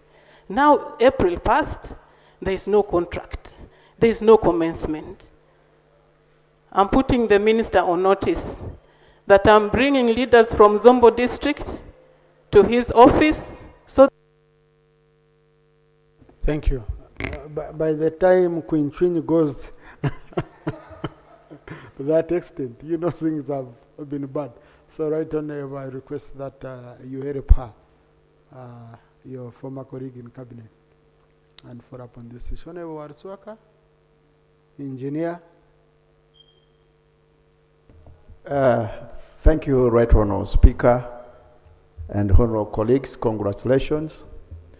Honourable Speaker, I want to thank the President, but in thanking him, members and the country still know that the President has still the power.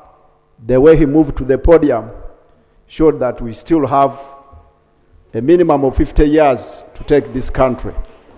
And in case of anything, we already have a substitute. Right Honourable Speaker, the President, whenever the President comes, our brothers from the other side and sisters, sometimes they don't attend. And when they don't attend, it's good they realize that there is one President, they come and discuss whatever he has given. Right Honourable Speaker, the President mentioned about bicycles for parish chiefs. May I know from the Prime Minister, when are the bicycles coming? Yes, because when we go to the constituency, people are asking for bicycles. Right Honourable Speaker, on the issue of corruption, I think it has started. As the state and government, I know we have just started. You wait when the beginning starts. The corrupt time has gone.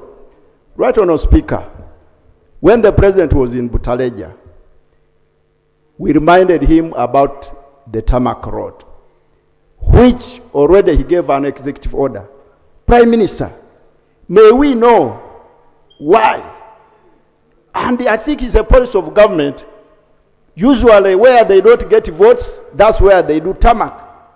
And members here from rural areas, where we give, can we know from the Prime Minister, do you do the reverse? If that's the case, we may not withstand this. Finally, Right Honourable Speaker, I want to commend the President on the fight about this Ebola. And he told us he has fought very many wars. And Ebola, the minister will come, I think, is almost gone. So I want to commend the President for his visionary leadership, and I urge members, especially now my brother from Busoga, you join. That's why you see Honorable Mapenduzi, you have been thanking him. He was the other side, now he's this side. You are seeing the motion he's bringing. Honorable, there, he's a very good cadre. Thank you very much. I beg to submit. Thank you. Honorable Amelia Chambade, followed by Honorable Naku Fiona. Okay, right Honorable Speaker. And Honorable Shaka. Right Honorable Speaker. First of all, I would like to thank the President for the state of the nation, which has given us hope, especially economically. But my focus is going to be on health. The President has campaigned drastically over our health issues. Number one, COVID, AIDS, Ebola, and all that. But in this particular statement, I realize that government is going to establish regional centers for cancer. Cancer has eaten us up insidiously. It is a serious matter. But now that we are going to get regional units, that gives us more hope. I looked at the maternity, the maternal health. He's going to establish maternity wards in most of these, of the districts. Another issue that most health centers have been suffering from is lack of medicine. But now with Namamvi and a large pharmaceutical center, we'll be able to get drugs and necessary equipment. Let me go down to Mpiji. In 2014, the President pledged a hospital, health center 4, and hospital status. Population has risen from 212,000 to 390. And the accidents on the highway have increased. We have 570 reported cases every year, but we don't have a hospital to cater for them. They have to drive them to Mulago. They have to, in most cases, they die on the way. So I'd like to appeal to the Minister of Health through you to ensure that he fulfills the pledge of the President of raising the level of health center 4 to a hospital status. I rest my case. Thank you very much. Right on front. Thank you. Honorable Naku Fiona, followed by Honorable Shaka, Honorable Brian. Thank you, Right Honorable Speaker. My name is Naku Fiona, the workers' representative, and I rise to support the motion, appreciating His Excellency the President for the State of the Nation Address 2026-2027. The address presented a clear vision of wealth creation, industrialization, and economic transformation under the theme of Chisanja, no more sleep. Right Honorable Speaker, the progress highlighted deserves recognition. Uganda's economy continues to grow, with 67% of households now participating in the money economy, compared to the only 9% in the 1962. However, Right Honorable Speaker, as the female workers' representative, appreciation must go hand in hand with accountability. First, I will commend government to ensure that the 2.2 trillion allocated on agriculture reaches the women farmers who constitute the majority of Uganda's agricultural workforce, resources without effective extension and services and accountability will not deliver the intended transformation. Second, while the private sector is growing, with Kampala startups attracting USD 30 million in investment in 2025 compared to USD 4 million 2024, the previous year, we must ensure that this growth creates decent jobs, fair wages, and safe working conditions for Ugandan workers, especially the young people and the women. Right, Honorable Speaker.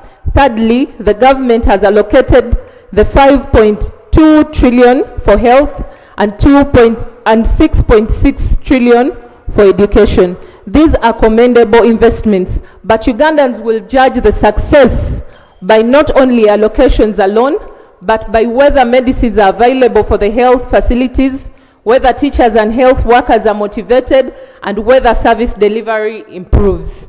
Right, Honorable Speaker, if this is truly the era of no more sleep, then it must be an era of no more corruption, no more inefficiency, and no more exclusion of workers from the benefits of economic growth.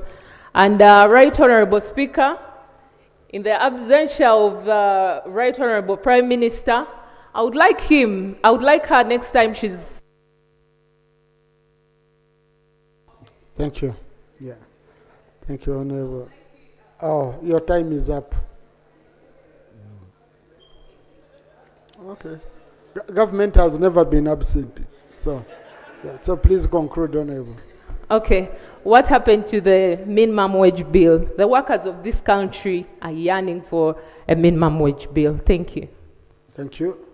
Yes, Honorable Shaka, then Honorable Kapyagon Brown. Then followed by Piantonde. Right Honorable Speaker, my name is Shaka Stephen, MP, Entebbe Municipality. I must tell you that I am privileged that the President stays in my constituency. We usually have a cup of tea and discuss such matters. So, I pity those who stay far from Entebbe. So, we commend his speech.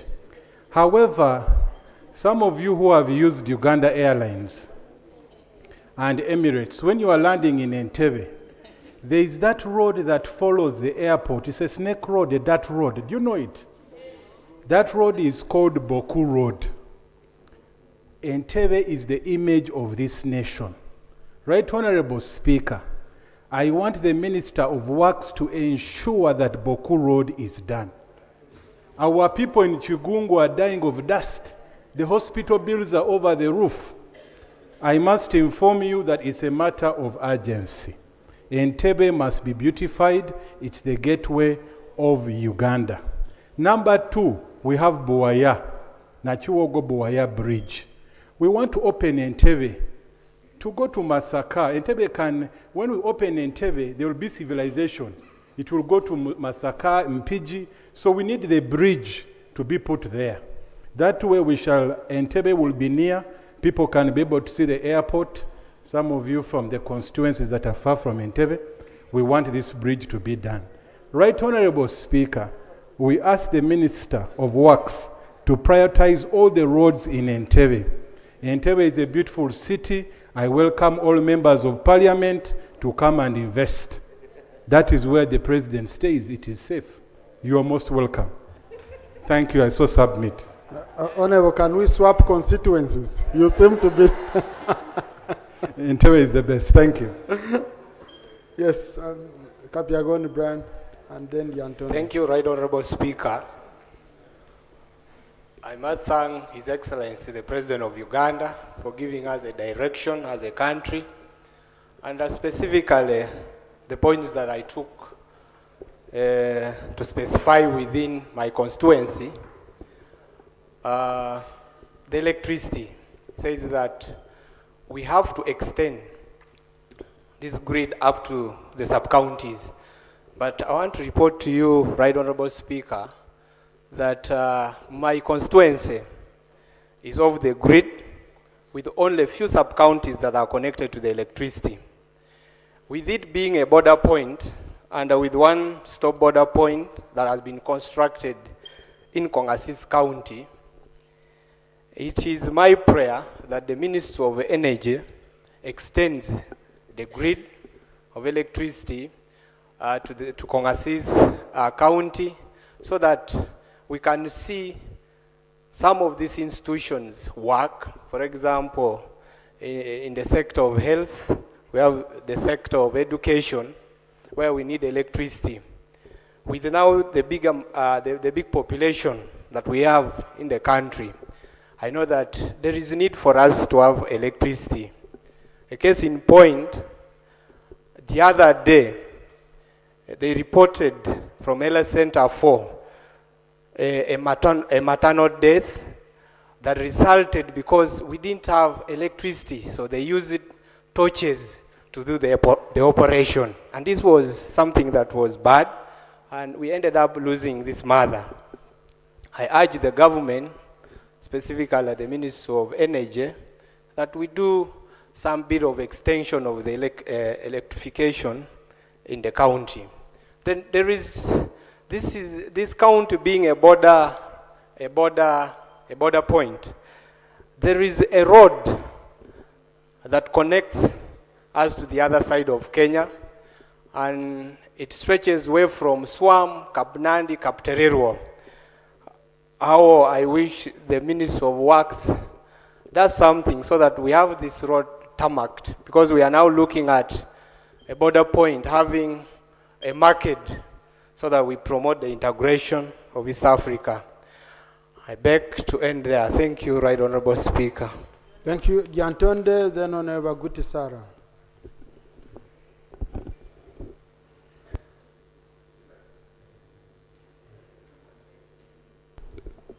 Thank you, Right Honorable Speaker. My name is Katushabe Doreen Birungi from the Antonde, Woman Member of Parliament, the Antonde. Right Honorable Speaker, honorable colleagues, I would like to appreciate His Excellency, the President of Uganda, still on his clear focus on electricity or electrification in Uganda, as my honorable colleague has just mentioned. In his speech, he clearly mentioned that there is a progress from that Uganda has moved from 60 megawatts since 1986 to 2,098 megawatts up to date. So I think for me, as a member of parliament in the Antonde, I want to commend that. And knowing that the Antonde is not only seeking electricity for lights, it's also being a cattle corridor. We are looking at the Antonde having progress in agro-business and moving from subsistence to the money economy. I want to commend the President for that, and also pray that maybe the Right Honorable Speaker, through you, to the Right Honorable Prime Minister, to kindly consider the Antonde. The Antonde has been facing a challenge of vandalizing of electric poles in the last 6 months. And this has come as a result of having our security forces, the police, not having facilitation to support them in their night patrols. So I was asking, is it possible, or who do we seek facilitation from for police to have those night patrols be made to protect all these other government properties, not only the electric poles, but even the other activities that are going on in the district. So I pray that that is also considered for my district. I thank you. Thank you, Honorable. I think the minister responsible will respond. Honorable Aguti Sarah, Honorable Muzaid Kemis. I'm Thank taking you. opposition for now. Then after, I go back. That's it. Thank you, Right Honorable Speaker. First, I want to congratulate you upon winning the seat. My name is Sarah Guti. I represent Dokolo District in the Parliament of Uganda. In page 3 of the State of the Nation address by the President of Uganda, he said that by 1962, the infant mortality rate was at 128 per 1,000 live births. Today, as I speak, under 5 mortality rate is between 46 to 52 deaths per 1,000 live births, meaning that as per now, Right Honorable Speaker, the population of Uganda has increased compared to 1962. In that line, Right Honorable Speaker, between 1962 and 1986, the government led by the late Apollo Milton Obote had constructed 22 hospitals across Uganda, which can accommodate the population by then.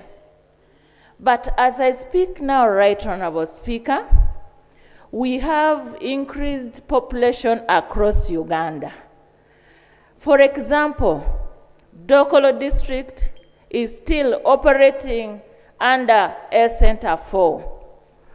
But we have more referral cases daily, which is overwhelming the status of Air Center 4 at Dokolo District. Meaning that Dokolo District now deserves to have a hospital that can accommodate the demand that we have. 2, Lango sub-region have 1 referral hospital. Right Honorable Speaker, this is Lira Referral Hospital. Last week I was in Lira Referral Hospital. I got that they have less bed that cannot accommodate all the referrals that they are sending from Lango sub-region. The beds are only accommodating people who are operated. When you are... Thank you. Yes. Zaid Kemis, followed by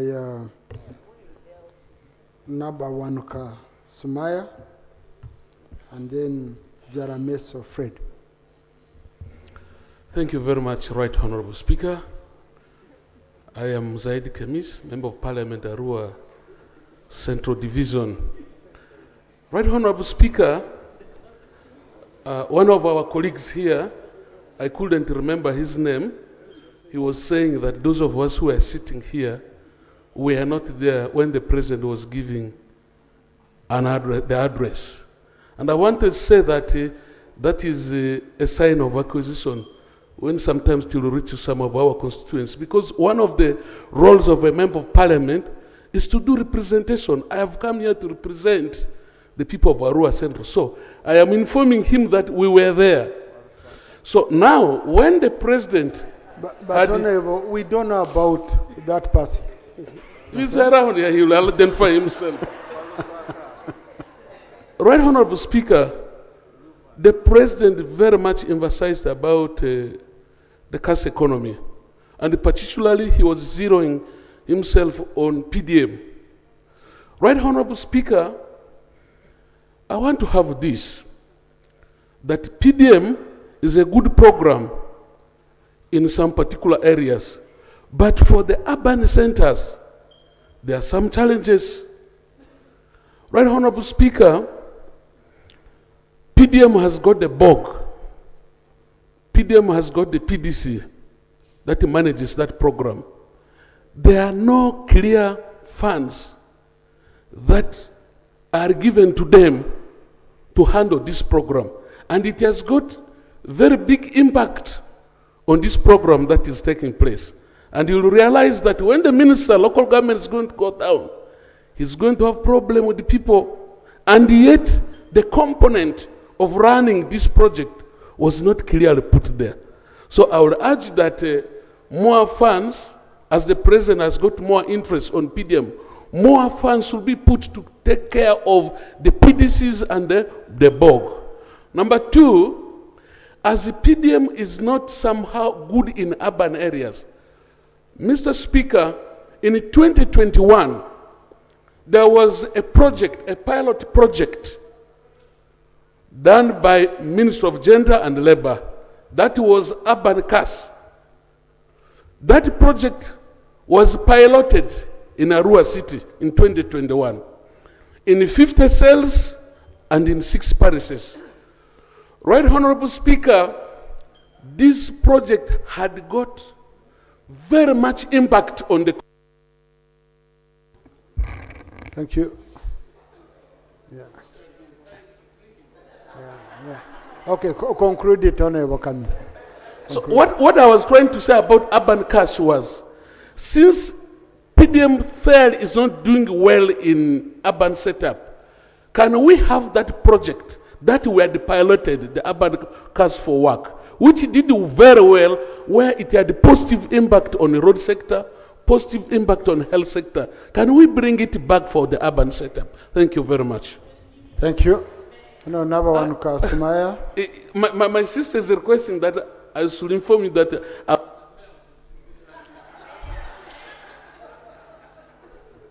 I know Kemis very well. We know each other very well.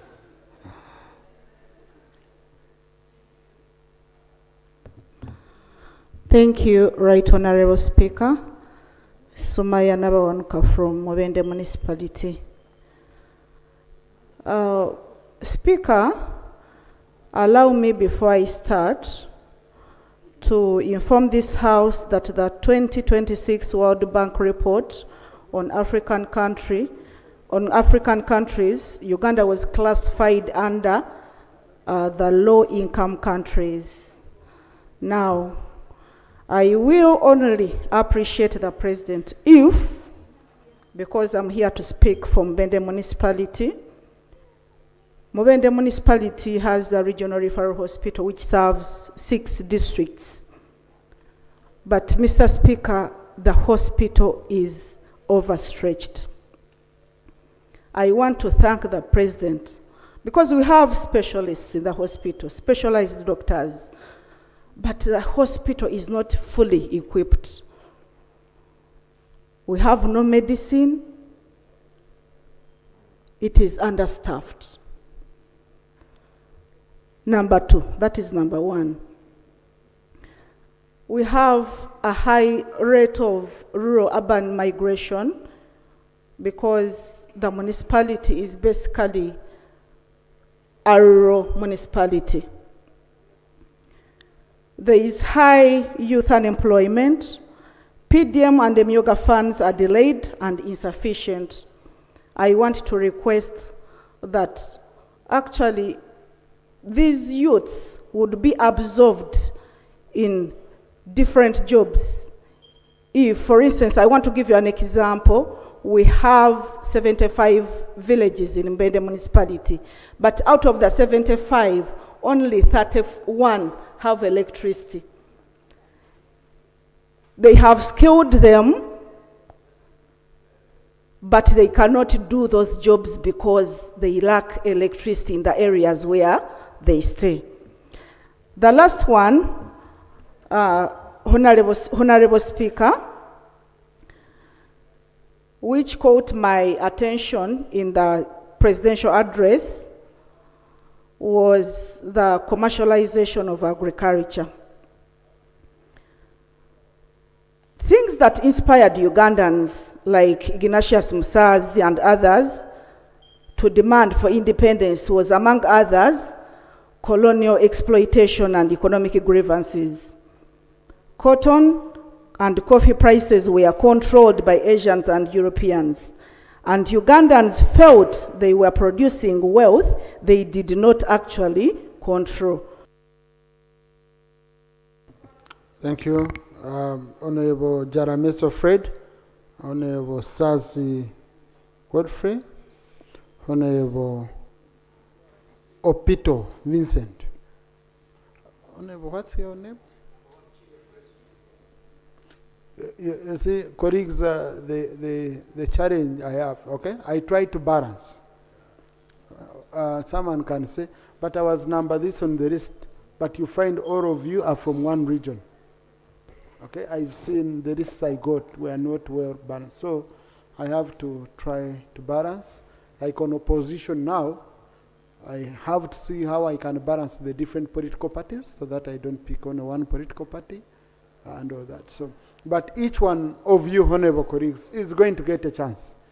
Even if it's not today, but each one of you will get a chance to talk on the State of the Nation address. Yeah. For 4 weeks, we are discussing this topic. Yeah. Yes, Honorable Jarameso. Right Honorable Speaker. Jarameso Fred is my name. A member of Parliament of Ajuri County, Aleptong District, Lango Sub-Region, and I have come to this Parliament under Uganda People's Congress Party.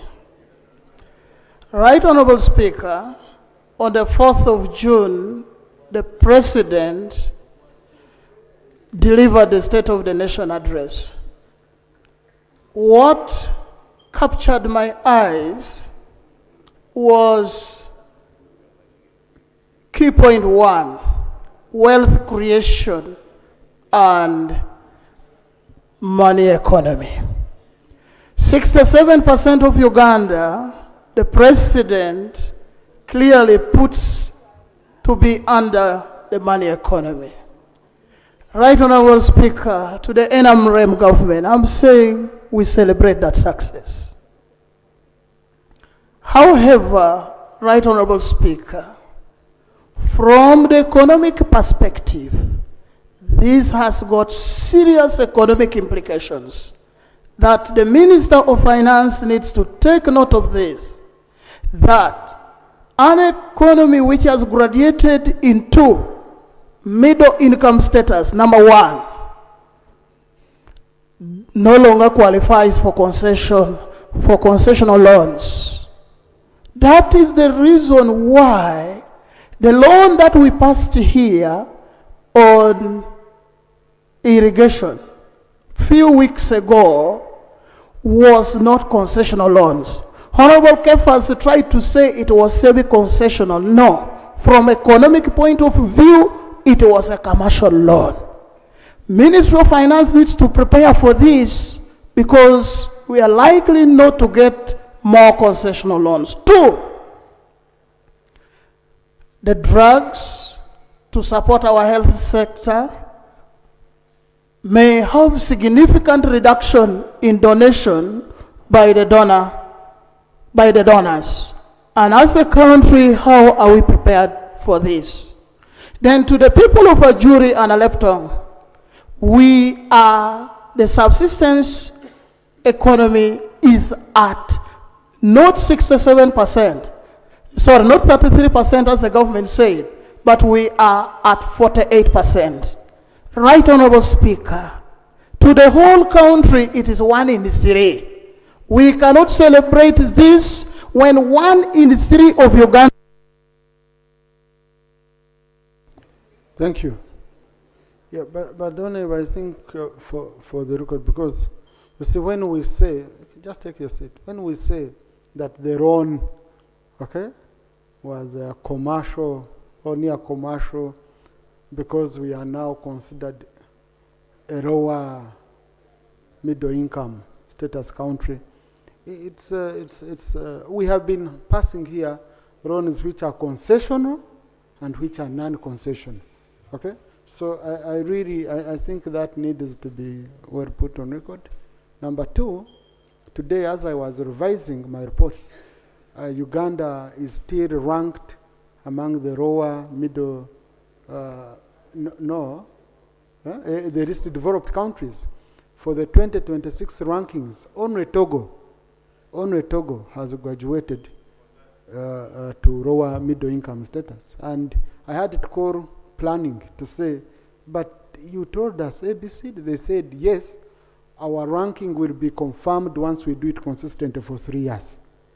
So we are not yet in that position where, but we have to prepare. So for the record, we can't say here we passed a loan of UKEF or UKEF loans which we have been passing, Honorable. None is concessional. Okay? Depending on the lenders. So I had allowed Honorable Sazi, and then I will allow Honorable Kidia Grace IP, Honorable Kamkama Mori. Thank you, Mr. Speaker. I'm Saz Godfrey, representing Gomba East County. Mr. Speaker, it is clear State of Nation Address, it is a presidential, it is a constitutional mandate, but it should not be for formality. Mr. Speaker, it should be an address, a speech to give accountability to Ugandans, a speech to address challenges facing Ugandans in a particular season. Mr. Speaker, I want to point out 2 issues that the President did not address well. The corruption factor. Ever, the President uses the same words to mean the same. At one time, he said, I'm going to crush the corrupt ones. The other day, he said, Chisanja hakuna mchezo. This time, no sleep. I think, Mr. Speaker, the Ugandans expected President to address on several corruption scandals we have seen, how far we have moved. How has the government addressed the corruption in the recent past? Instead of threatening us with words, corruption, I'm going to crash, Chisanja hakuna mchezo, I think I didn't see anything there. 2, the rising cost of living for Ugandans. Mr. Speaker, look at the increased fuel prices. How do I say that the President spoke when he don't talk about increased fuel prices? Yet, we are saying we are hitting our first fuel this year. How will that one going to affect or improve people's well-being? Mr. Speaker, to me, I do not see anything in the presidential speech. Now, Honorable colleague, that's according to him. And you know, for Honorable Sazi, the President is a resident in his district, in Gomba here. Maybe they share the issues in the evening, or where we are not, like Honorable Shaka, okay? So, or he has not been given the tea and coffee like Honorable Shaka, but he's raising, according to him, isn't it, Honorable Sazi, according to you? Yeah. Yes. Thank Honorable you. Kidia. Thank you for catching my eye, Mr. Speaker. I want to appreciate you. I am now changing. Yeah. Thank you for... I've managed to catch your eye. Yeah, you catching my eye. Ladies and gentlemen, let us listen a bit. Give me my time. The 3 minutes are now beginning. I am the Honorable Member of Parliament representing Butembe, Jinja District. I'm a new member to the Parliament. Whatever mistakes I make, first agree them. My names are Chiria Grace Wanzala. The President's speech is where I'm going to concentrate, and all my submissions will not move out.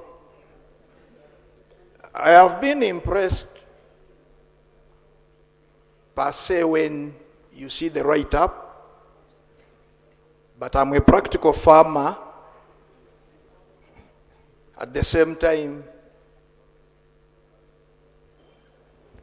I do business. The President comes out to clearly explain how Western Uganda, especially his place, has evolved,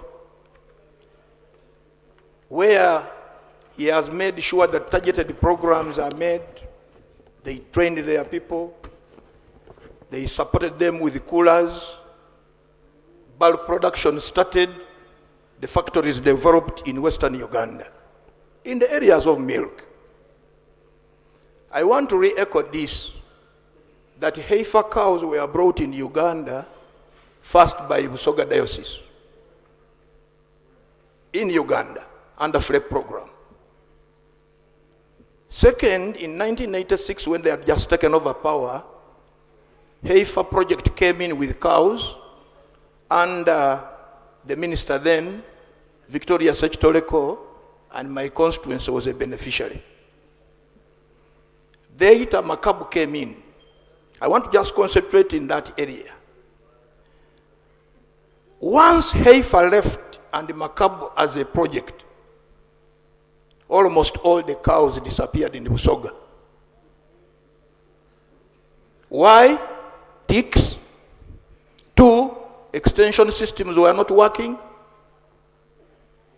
And all these things collapsed. Up to now, we don't have extension workers in those villages, in the sub-counties. Minister of Agriculture, you'll confirm to us whether they are there.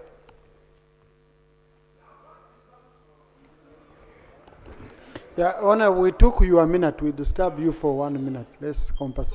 You're raising an important point, but just come to the conclusion of it. So what disturbs us now is that if you used an integrated program like that you have used in Western Uganda, where even milk coolers were put in place. I sold milk in my place when my father had that cow. We would move around the whole day. You start boiling it until we lost. You could not maintain the project. To me, what I learned from the president's speech should be replicated in the country. Use an integrated approach and think, if you want milk coolers, is it anywhere in the Busoga? Almost there, a development authority came in to develop one area. I want to be open on this because I've been in government programs. Busoga used to have milk coolers. We used to have a lot of milk. Right now, it is almost coming to zero. Almost all the farms that were there, development farms established by the Obote II government, closed. This is a symbol that if we want to change the country, we need to think in a holistic manner. Let us look for ways of changing this country. The president had a good write-up, a good speech in terms of agriculture. The loans, to get a loan from the bank, I am a farmer, extensive farmer. To get the loan of the UDB, which is 12%, is near a problem. Now, if you go to SCF, the titles you must bring, how many titles? How many people have titles, for example, in Busoga? Titles are an issue of Uganda and so on. Now, in Uganda, Busoga, what we have resorted to is that we have now convinced the banks to start allowing agreements and so on, and the goodwill that you have. So it means that 90% of the farmers are not benefiting. Thank you. Now, I will request, I've picked a lot of interest in this point because we've been grappling with the issue of an alternative to sugarcane growing in Busoga. Those who, because everyone, rushing sugarcane, but the potential for dairy is huge. Okay? So I will request the minister, I will request the Right Honorable to arrange a meeting with the Minister of Agriculture with MPs from Busoga sub-region so that you can discuss this in detail. Okay? Yes, I can see Honorable Nangwe wants to tag on Bugisu, but no, state of the nation, I would want us to remain focused. You will have your chance. Okay? Yes, you will have your chance. But I wanted to pick on that point for alternative income generation activities. So I had allowed Honorable Morika Mukama, then Professor Rubega, then Katabazi. Thank you, Mr. Speaker. Mr. Speaker, sir, my name is Nawe More Kamkama. I represent the district of Kazo as a woman member of parliament. I stand to support the motion to thank the president for his State of Nation address. First of all, the president in the State of Nation address pushed a lot again on infrastructure. Without infrastructure, you cannot have manufacturing. No one can come and invest in your country. So I really thanked him. I thank him on that because he's focusing on the key issues. Secondly, the issue of diversifying our economy. The president in his State of Nation address told us on how he's going to handle the issue of natural resources, that we are no longer going to export raw materials. We are going to process from Uganda. Adding value on our natural resources gives us another leg of our economy. You know, people have been saying that, you know, Uganda is the least developed country. It is true, but our economy is so diversified that in the future, we can withstand a lot of shocks.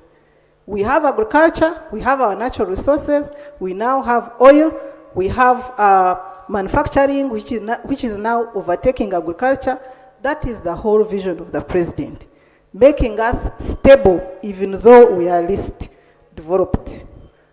The other issue is pushing for non-traditional crops, and I am a beneficiary of that. I come from a cattle corridor. We didn't have anything to export. Now, dairy and dairy products are like third in export earning. So that is part of his vision, and he again told us in the State of Nation address on how he's going to support the sector. I want to make 2 points to the ministers present. Kindly, I come from the cattle corridor. I see Karamoja is crying. They don't have food. For us, we don't have water. We kindly beg of you to provide us with water bowsers. The farmers can fuel them even, but at least they should be in the area for us to be able to get water and water our animals. You know, like in my district, we have foot and mouth disease. Because it is there now, it is so dry, the animals are getting out of their farms, and now it is going to spread so hard. So we have a crisis at hand. I beg that you look at that. Secondly, the people who are managing our economy, the president in the State of Nation address told us he wants the economy to run or be in a double-digit economy, not to grow in a single digit. So I would want us as leaders and as parliamentarians to give you support. Apart from oil, which the president elaborated more in his State of Nation address, what are other low-hanging fruits that you are putting forth to make sure the economy is growing, not in a single digit, but a double digit? So you would really update us and appraise us, so we support and we ensure that we fulfill the mandate of the president. Thank you. Thank you, Professor Vega. Then Choncho, then Alanyo, then Opio. Thank you very much, Right Honorable Speaker. My name is Professor Vega George Wile, representing Ugangai's South in Kakopiro district. May I begin by congratulating you for winning the chair and dear colleagues. In the State of the Nation address, I would like to recommend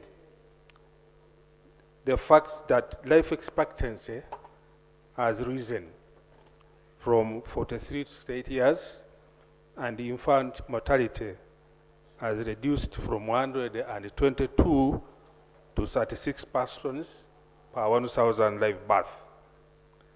I really want to point out the investments and policies that have made this possible and will likely to continue to do so. Right Honourable Speaker, primary health care services.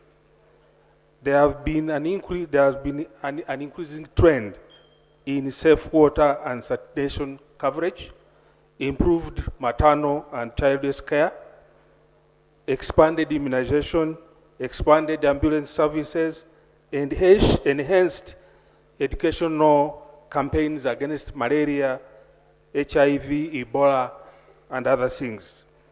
And now immunization coverage for children under 1 year has reached 94%, whereas for measles or rubella coverage has reached 93%. Mr. Speaker, indoor residual spraying for malaria has been rolled out to 20 districts. Now, with regular upgrades of healthcare coverage through the centralized tier system of Health Center 1 to 4 and hospitals planned at each village, parish, sub-county, district, region, and national level, such results are expected. Regular upgrades of healthcare centers. Last year only, 17 regional and 25 general hospitals were equipped with neonatal intensive care units, and 14 referral hospitals got CT scan machines. Right Honourable Speaker, establishment of specialized hospitals such as the Lubo. No, colleagues, we have 3 minutes. So I'm trying to. Professor Kongo, you know, colleagues, a professor remains a professor. His submission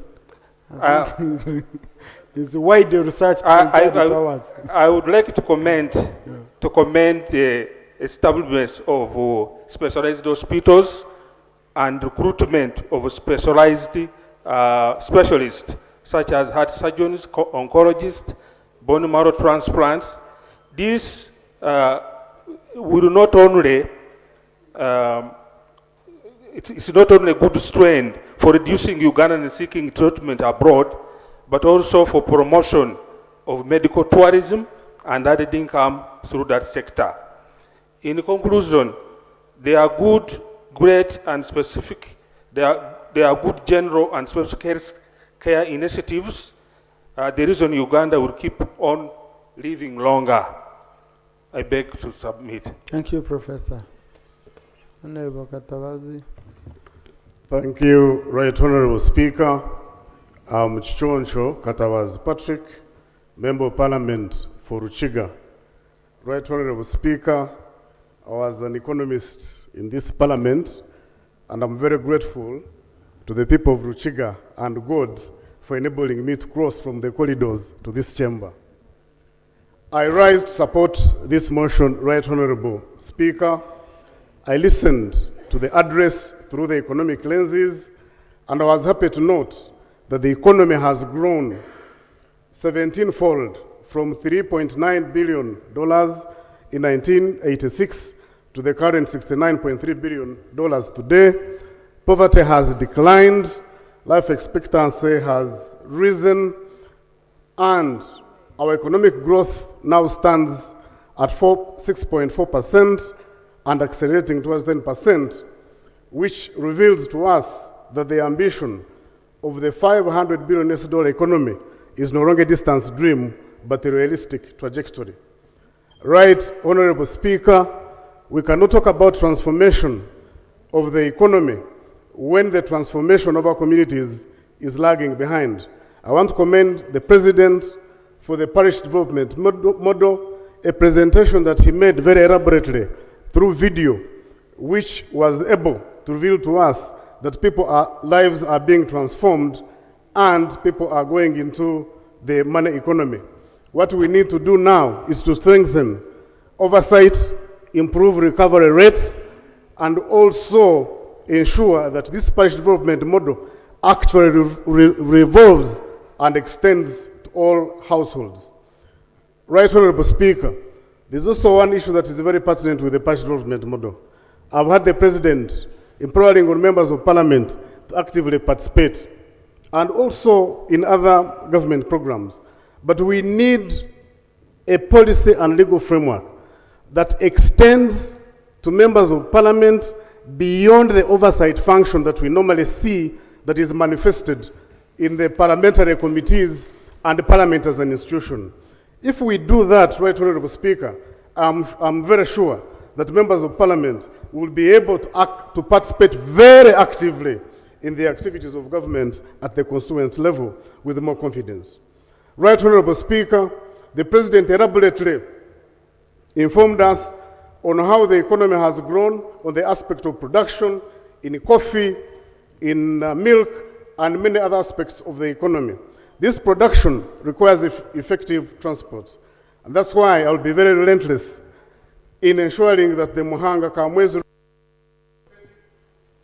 Conclude that point.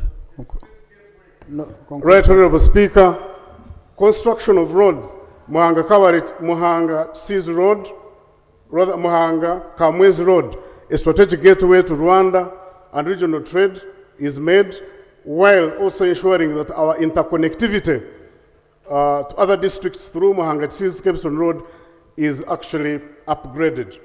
Improvement of hospitals, ensuring that we have technical institutes, ensuring that we have electricity, extending to most of our parishes like Nyakasherea, Ibumba, Bulime, Nyagabaga, Bachibanda, and Karugwa, which currently do not have a single pole in those areas. Right. Thank you. Honorable Mubende, then General Kavuma. And yeah, I'll take those three. In that Thank you very much, Right Honourable Speaker. Right Honourable, I also want to join the other members in supporting the motion moved by the Prime Minister to thank His Excellency the President for the precise, clear, and well thought out State of the Nation, which was delivered in one afternoon on 4th of June. Right Honourable Speaker, it would be very outrageous for one to think that His Excellency the President would speak about each and everything in details in that one afternoon. I want to appreciate him for all that he talked about. Firstly, about the parish development model. Right Honourable Speaker, in his address, he said that I realized he was alive to the needs and experiences that the people he leads go through. He said, if there is need to increase the parish development model funds from 100 million per parish, we were all present. Parliament was there, the President was there, and the people who were eager to utilize it are available. He said that can be revised. Right Honourable Speaker, it is unfortunate that some members of Parliament were not present to listen to it from the horse's mouth, and when maybe they took time to read the State of the Nation that he gave, read in between lines. Right Honourable Speaker, His Excellency the President indicated to us that previously we were producing milk by 1989.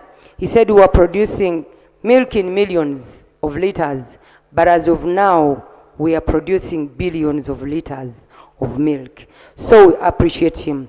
Secondly, he indicated to us when he started the wake-up call to Ugandans to join the money economy, and he indicated that he did that in 1959.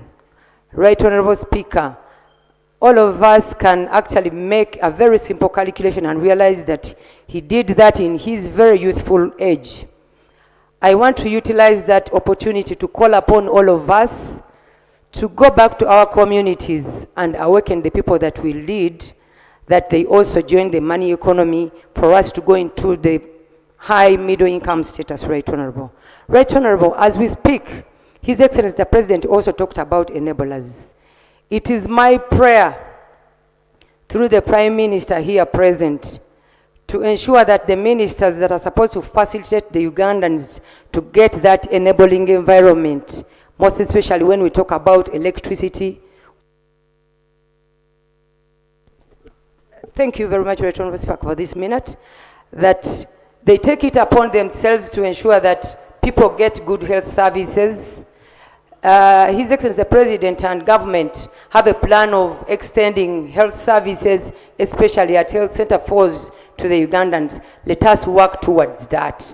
Let us work towards ensuring that the people of Uganda get electricity to ensure that agro-industrialization, as it is placed as a priority to support the economy, surely does. I thank you so much. Thank you, General Kavuma. Thank you very much, Right Honorable Speaker, for giving me this opportunity where I join my colleagues to appreciate the President's State of the Nation address. For those who may not know me, my name is Lieutenant General Sam Kavuma. I represent Uganda People's Defense Forces in the Toros Parliament. I want to, of course, try to utilize your 3 minutes, Right Honorable Speaker. What interested me in the State of the Nation address by the President was the way he packaged it. He did break his address into 3 phases. Phase number 1, he talked about his work as a young man, not in government, as a student in 1968, where he used his pragmatic leadership skills without resources to try and help the communities where he came from. He gave us, those of you who attended, you remember my family was given as an example. So I stand here as a beneficiary of that phase, because our people were cattle keepers, but they did not have skills to tame nature to benefit them. Instead, they followed nature. They were cattle keepers. It rains here, they settle, they water their cows. When it dries, they don't know that you can tap this water and harvest it, and then they follow where it rains. My background, my parents moved from Kazo now to Buekura in Mbende, to Buremezi in Ngoma. That's where I was born 64 years ago. To Gomba, to Zimbabwe, back to Ankole. That's where he met them in 1968. The second phase of his speech or address was his work after 1986, where he took over a country, a government that had actually collapsed. Uganda was a failed state, where the other day I bring greetings from Somalia. I don't live here, I work in Somalia.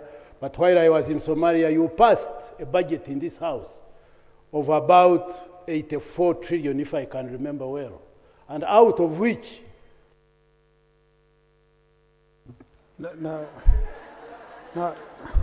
now, General, let's make an argument. Do you think you can carry out a rescue operation in 1 minute? Like they say. Please, do so. I know you can do it. That's why you're a general. Out of the 84 trillion budget you did pass in this house, the government, the economy of Uganda was going to fund about a half, about 50, maybe 44 trillion. But in 1986, the whole country was collecting only 5 billion. That is the country the president took over, where all the essential commodities were being gotten from outside. No roads, no infrastructure, everything. That was the second phase of his speech. From 86 up to about 2006, after insurgency. Then the third phase was now the economy taking off with so many factories, with everything. So, with a half a minute remaining, what was the purpose? What do we learn? What do we learn from this State of the Nation address? Is it enough for us to stand here and appreciate him without? I think we need to learn something from him. That leadership is not about positions, generals, honorable members, ministers. Leadership is not about even having a lot of resources. Leadership is about commitment, is about being a pragmatic leader so that you use whatever you have to move your people from one stage to another. I beg to submit, Your Excellency. Thank you. Thank you, General. Thank you, General. Thank you.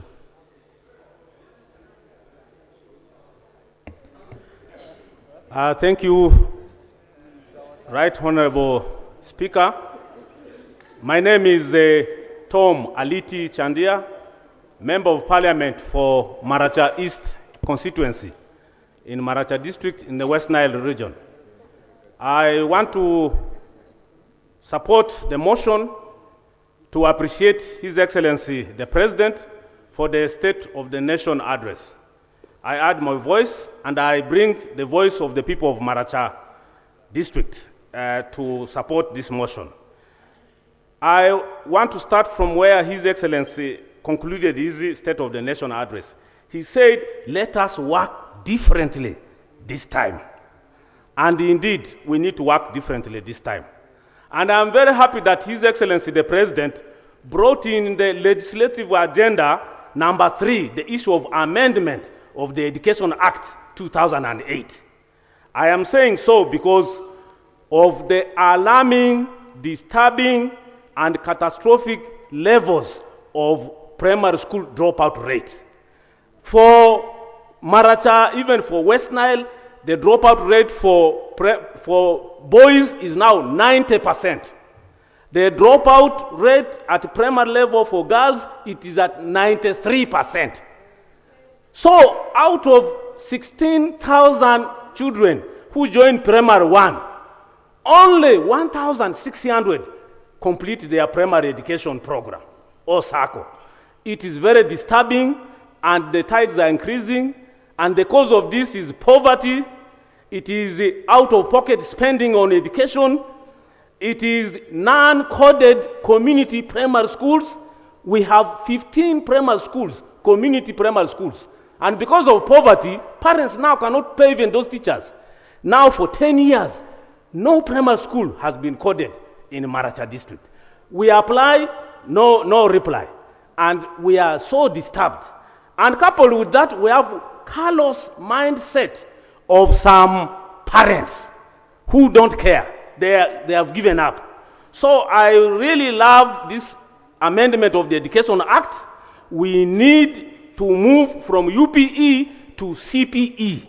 CPE means compulsory primary education, because that is when we can manage this dropout rate and reduce from this 90%.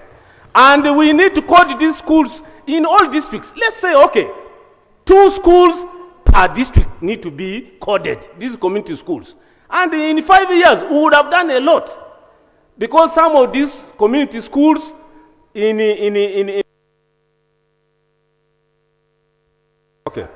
some areas, the children cannot cross rivers to go to the government-aided primary schools.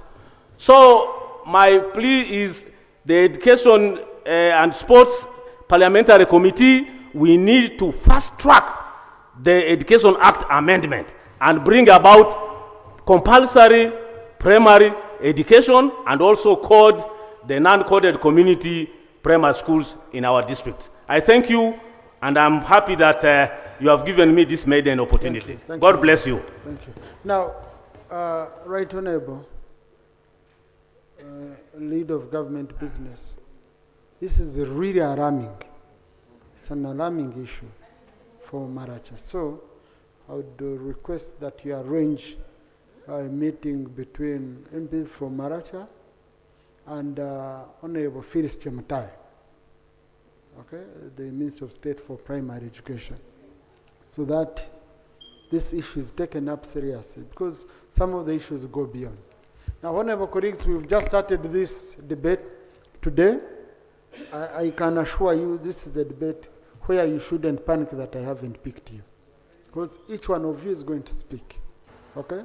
You can see the time we have, allow me for now, I call on the ministers.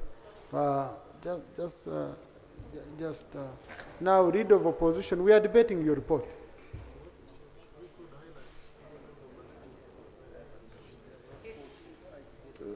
I think is raising the issue of the islands, but for now, let us first sort Maracha, okay? Yeah, and then we can continue handling area by area. Yeah. So, and I wanted to start with the Minister of State for Tourism, because there is an issue of the elephants, which I don't want again to come tomorrow. Or you find we have to make it an item on the order paper and we clog it. So, Honourable Minister for Tourism,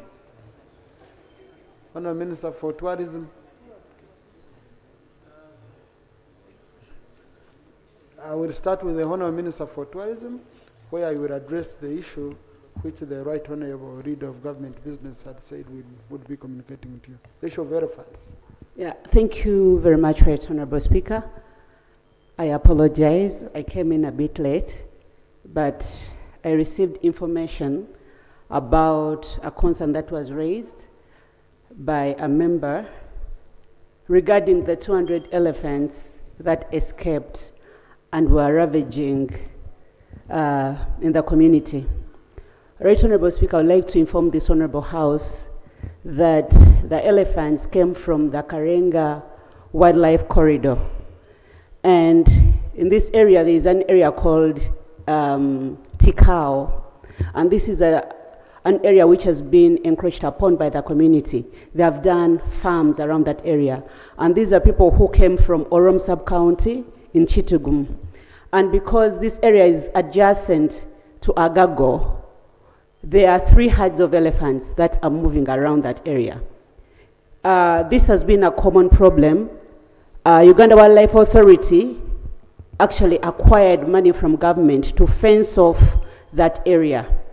But the community resisted, saying Wildlife Authority wanted to take over their land. And that's why, up to now, because around 176 kilometers of Kidepo has been fenced off. So we already have the materials, but the problem is the community resisted, including the politicians in the area. So I would like to implore the members of parliament from that area to mobilize the community. Uganda Wildlife is willing and ready because we have already the materials and the funding to fence off, because the only solution is for us to do an electric fence in that area. And 2, usually we plant chilies along the borders of national parks. And when elephants test them, they know this is a no-go zone. But because now they are people's gardens, UA is no longer able to plant the chilies. So I'd like to request the members, mobilize the community, and the moment you're ready, Uganda Life Authority is going to come in and fence off that area. But Honourable Minister, we can't work that way.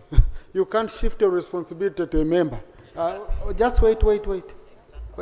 Then you come here on the floor. You say, but I told the member to mobilize the community and the member failed.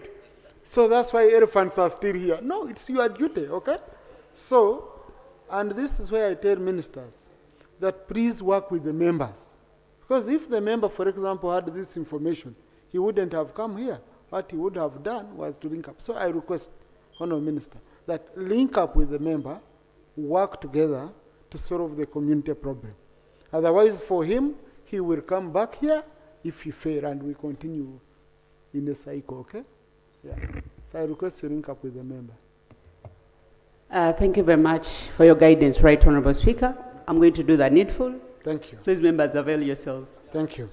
Yes, I can see the ministers who are ready. Honourable Tomaza, issues to do with your ministry, which have been raised.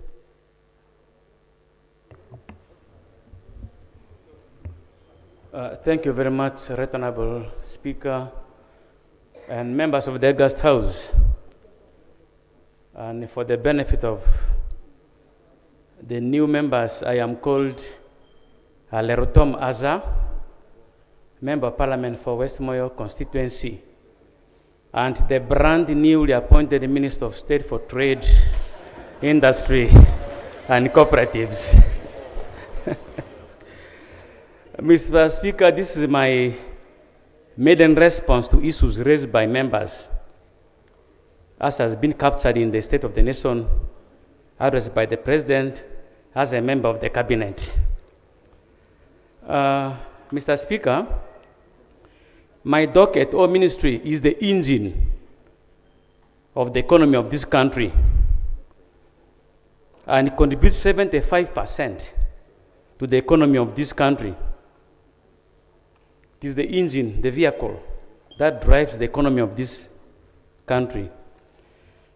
In the year 2010, Uganda government coined what we refer to as Vision 2040. And the Vision 2040 is supposed to be implemented through 6 national development plans.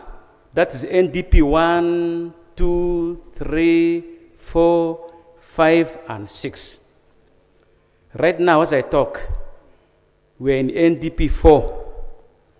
We're in NDP 4, and also related to that is the fact that my ministry is also responsible for the 10-fold growth strategy. The 10-fold growth strategy, which is supposed to propel Uganda to Ugandan economy from $50 billion to $500 billion in the next 30 years or so.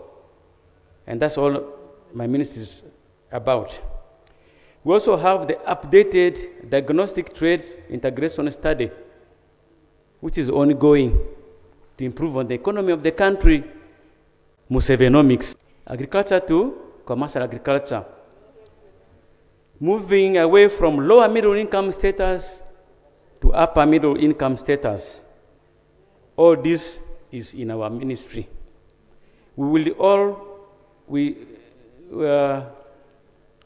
As we move on to upper middle active State of the Nation address, very insightful, active State of the Nation address, very insightful for the future, and exhibiting his leadership over the last 40 years.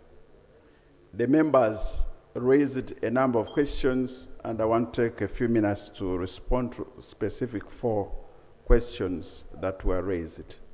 One was raised by the Honorable Lady, a Member of Parliament for Kampala District, that the traders and businessmen and women are complaining about the delays of clearing their imports at the customs. Mr. Speaker, ideally, the clearance should take 2 days. But what we have been able to observe is that some of the importers have no clearance from institutions like UNBS or NDA because of their goods, and getting those clearances add to the clearance from URA. Some have offenses with the customs. So some of these issues are the ones that actually delay the importers to clear the goods at the customs. But in the context of the President's vision for import substitution and export promotion, we have been engaging with the traders, especially the importers, to join the industrialization agenda, to take advantage of opportunities that we have like UDB and others, to be able to join the manufacturing sector. Because, colleagues, the industrialization agenda is one of the surest ways of creating jobs, paying taxes, and a pathway to achieving the $500 billion economy in the next 14 days. The second point was the issue of Karamoja by our colleague, Honorable Remigio. And I know the Prime Minister will touch on one aspect of water.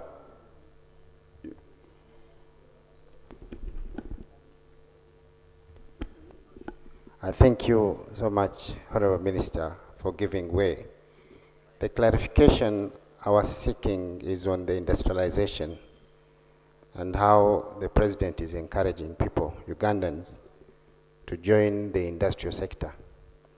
But like we all know, the industrialization sector has been taken away by foreign nationals.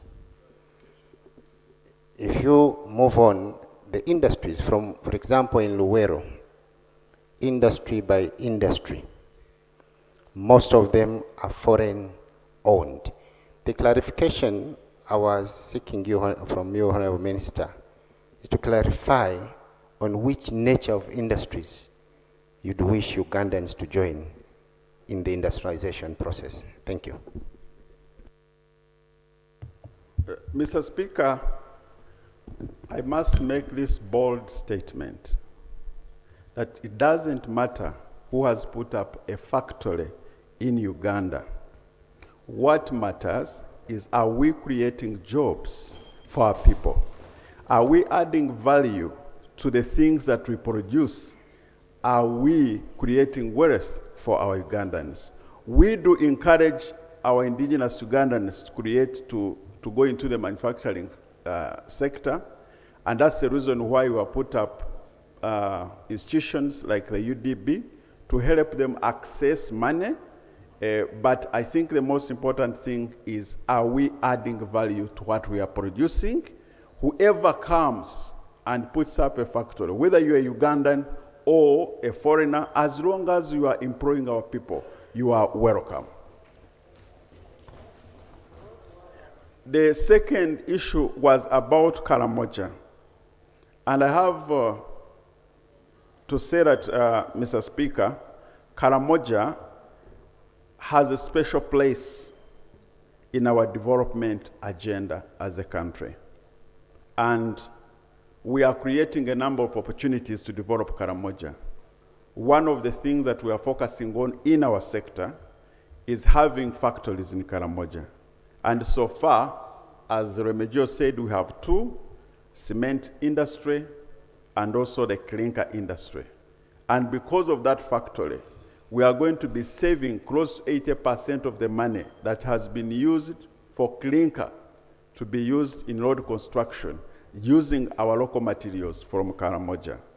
We also have good news to the people of Karamoja. We are finalizing a feasibility study to set up a multi-billion-dollar industrial park in that region of Karamoja. And we hope when this one comes up, it will be able to create more jobs for the people of Karamoja, but also create investment opportunities for them. The aspect of the drought and others, we had a discussion, and I know the Prime Minister will comment on that. Honorable, my brother, I'm stressed with so. No, but Honorable Ministers, we don't, you can see it's past 7. That's why I didn't give an opportunity to members. Honorable, you can understand. Rob, you will have time to come and raise all these issues. The second last was about the honorable member from Gomba, who said that the president has been threatening to fight corruption. I have a different view. The president is not threatening, but actually is taking action. And the writing is on the wall. We are happy and glad to be having a president who says what he means and means what he says. He's walking the talk, and we should be proud of our president. The Honorable Mole asked an important question and said, you, the sector commanders, what are you doing to fulfill the intention of the president in the State of the Nation address? Our sector of industry, we are focusing on creating value for the things that we are producing, especially agro-industrialization and also import substitution. We would like to manufacture everything that we are importing in the country. For example, colleagues, you may need to know that almost 40% of the honey taken in European countries, honey, is made in laboratories. And yet here in Kabale, in Buganda, in Arua, we have a lot of honey. So our focus now, for one example, is to focus on processing honey so that we can export it to these countries so that they get out of this honey made in laboratories and start enjoying the natural honey that comes from Africa. The Lieutenant General Kavuma, I can't agree with you anymore. We have made some good progress with the passage of time, friends. We used to import sugar, but now we have excess sugar and also having industrial sugar. The sugar that is used to produce soda and others is processed here from Kinyara. We used to import carbon dioxide, which is used in soda. Now we have factories that import, rather that manufacture carbon dioxide. We currently importing close to $1 billion of steel and steel products. But we have almost now set up factories that have reduced this import substantially. So we are producing steel here. Companies like Roofings, Tembo, and the others that are setting up in Tororo and in our region, Chigezi, to take advantage of the iron ore that we have in our country, which is approximately 312 million tons of iron ore stocks. We want to utilize this to be able to produce steel and steel products. So, Right Honorable Speaker, the statement of the President was a very important statement, and I'm glad that members of Parliament are appreciating it. Let us join hands together, join the President to industrialize our country, create jobs for our people, and wealth for our country. Thank you so much. Thank you. Attorney General.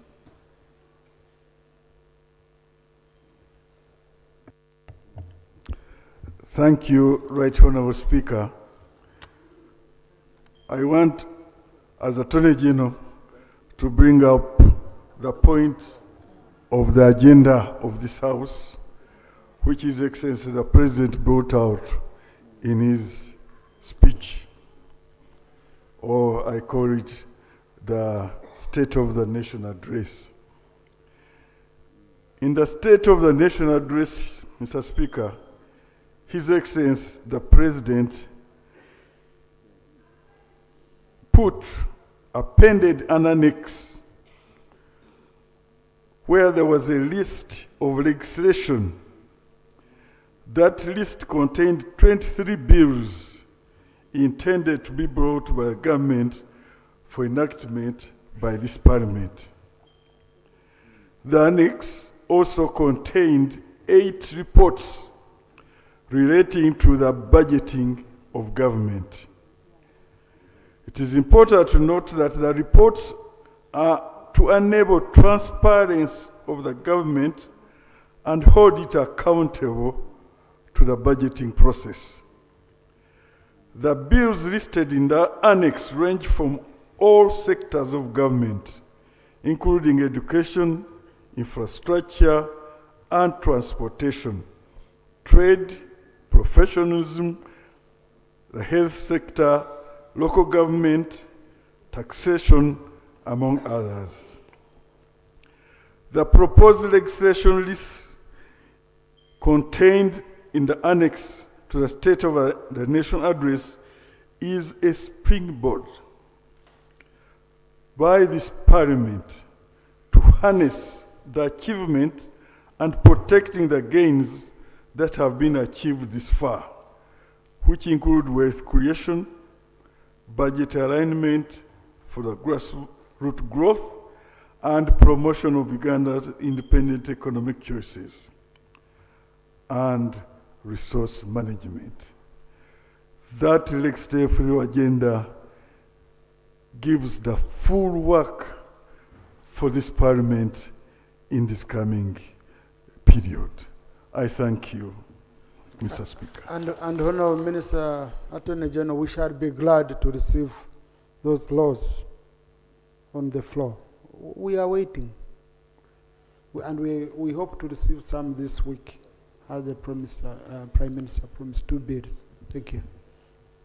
Yes, Yes, Minister thank for you General very much. Duties. Thank you very much, Right Honorable Speaker. Members, I just came to add up on what has been stated about Karamoja. Karamoja is an area of lean period of rain normally. There's not enough rain there.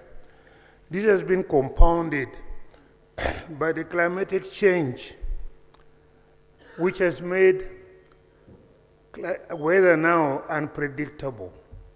You get excessive drought and excessive rain at times when El Nino comes.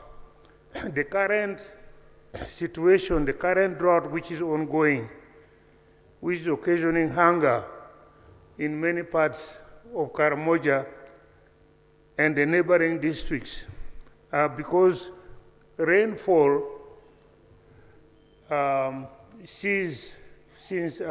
stopped around May.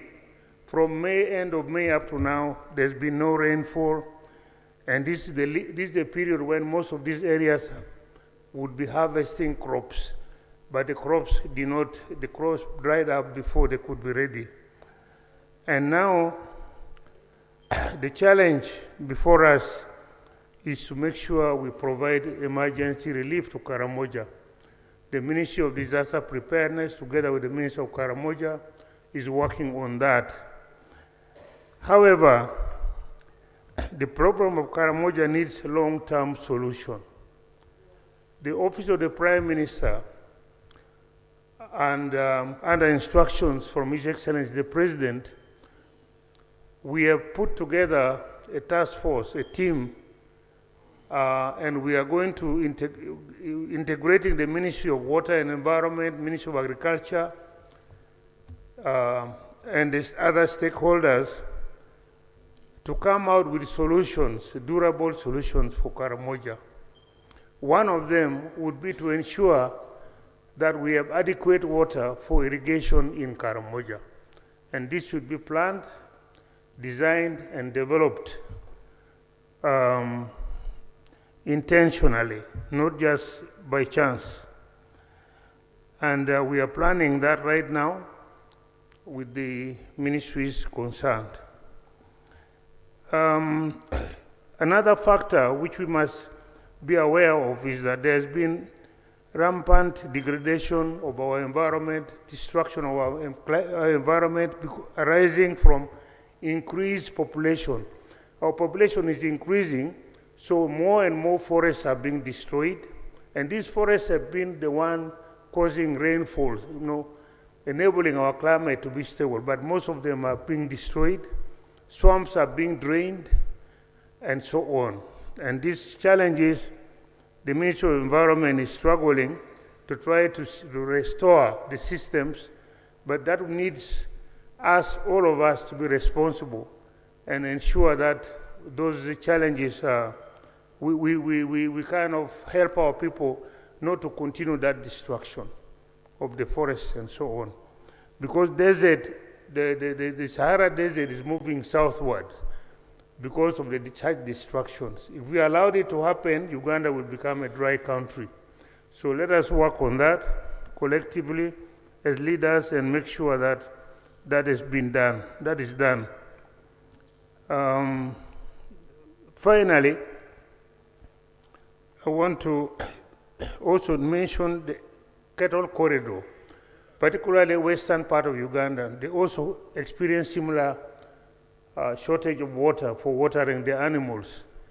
This will also be considered alongside when we are looking at Karamoja, we are looking at the whole country. We shall plan for the whole country to see that such solutions are found within the next year or so to address this problem long term, not short term as we have been doing before. Thank you very much. Thank you. Defense?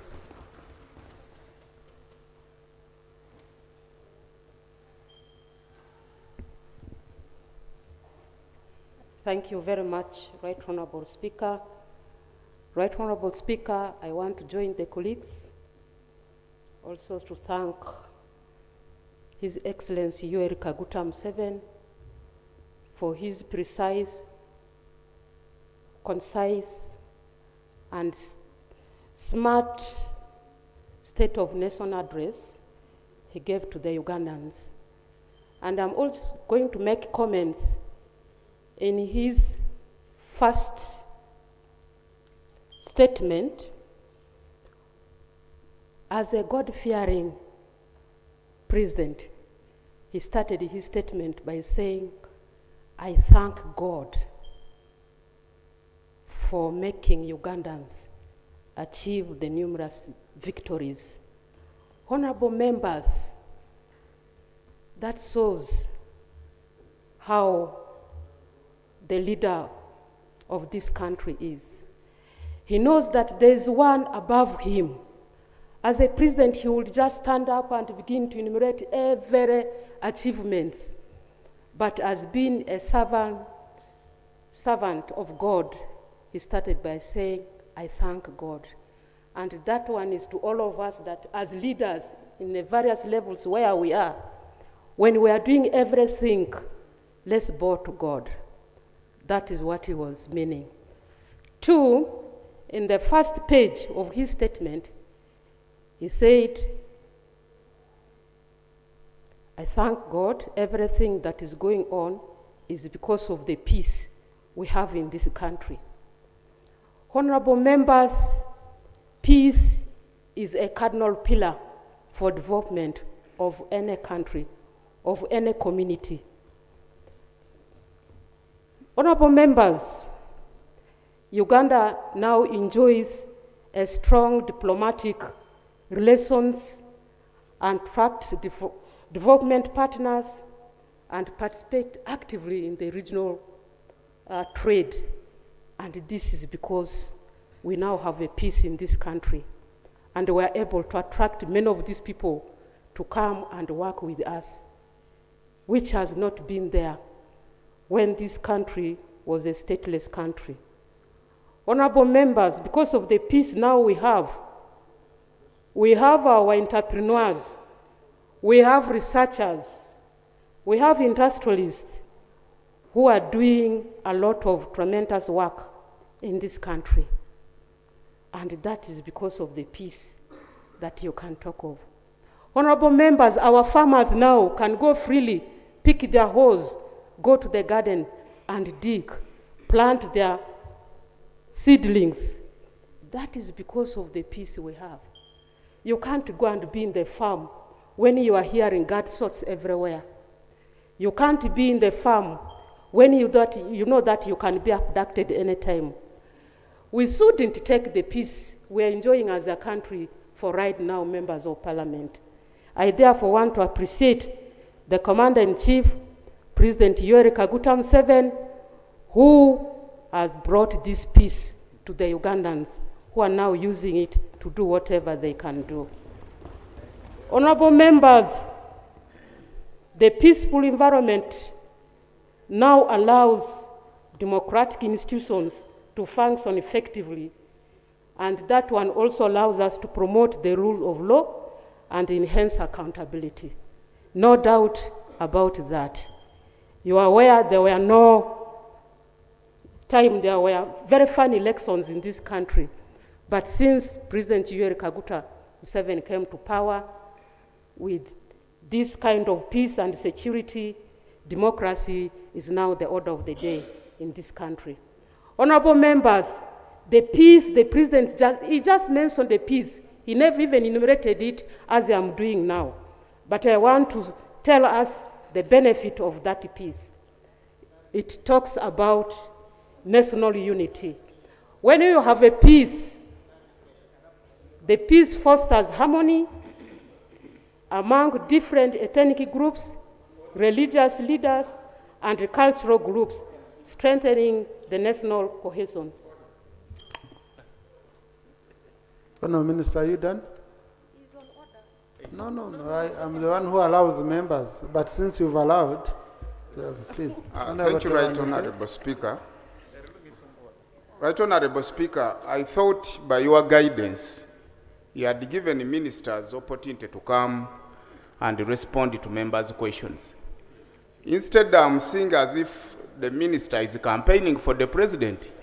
Is she in order? Yeah. Thank you. Now, ministers are also members of parliament. Okay? And I was in cabinet, you know, being a minister, to get a chance to also talk, and usually we limit these colleagues of ours, and yet they also need to submit on the floor. So, but Honorable Hudoreru, please conclude. I request Thank you very to much, conclude. Right Honorable Speaker, for that wonderful ruling. Honorable Member, I'm a Member of Parliament representing the people of Waringa East County in Yumbe District. So I can use both the opportunity to speak as a Member of Parliament and also as a Minister. And also as a Minister of Defense. Now, Honorable, time is running out. So it seems, I don't know if there is any other minister with, right now, did you want sum up today? If not, just stop here. You know, we want every session, because instead of waiting and members raise issues and we find we can't have an opportunity to respond to them at once, or it would take a whole day to respond, I think you urge the ministers, when we're having this debate, at the end of every, towards the end of every session, the ministers are able to respond to issues.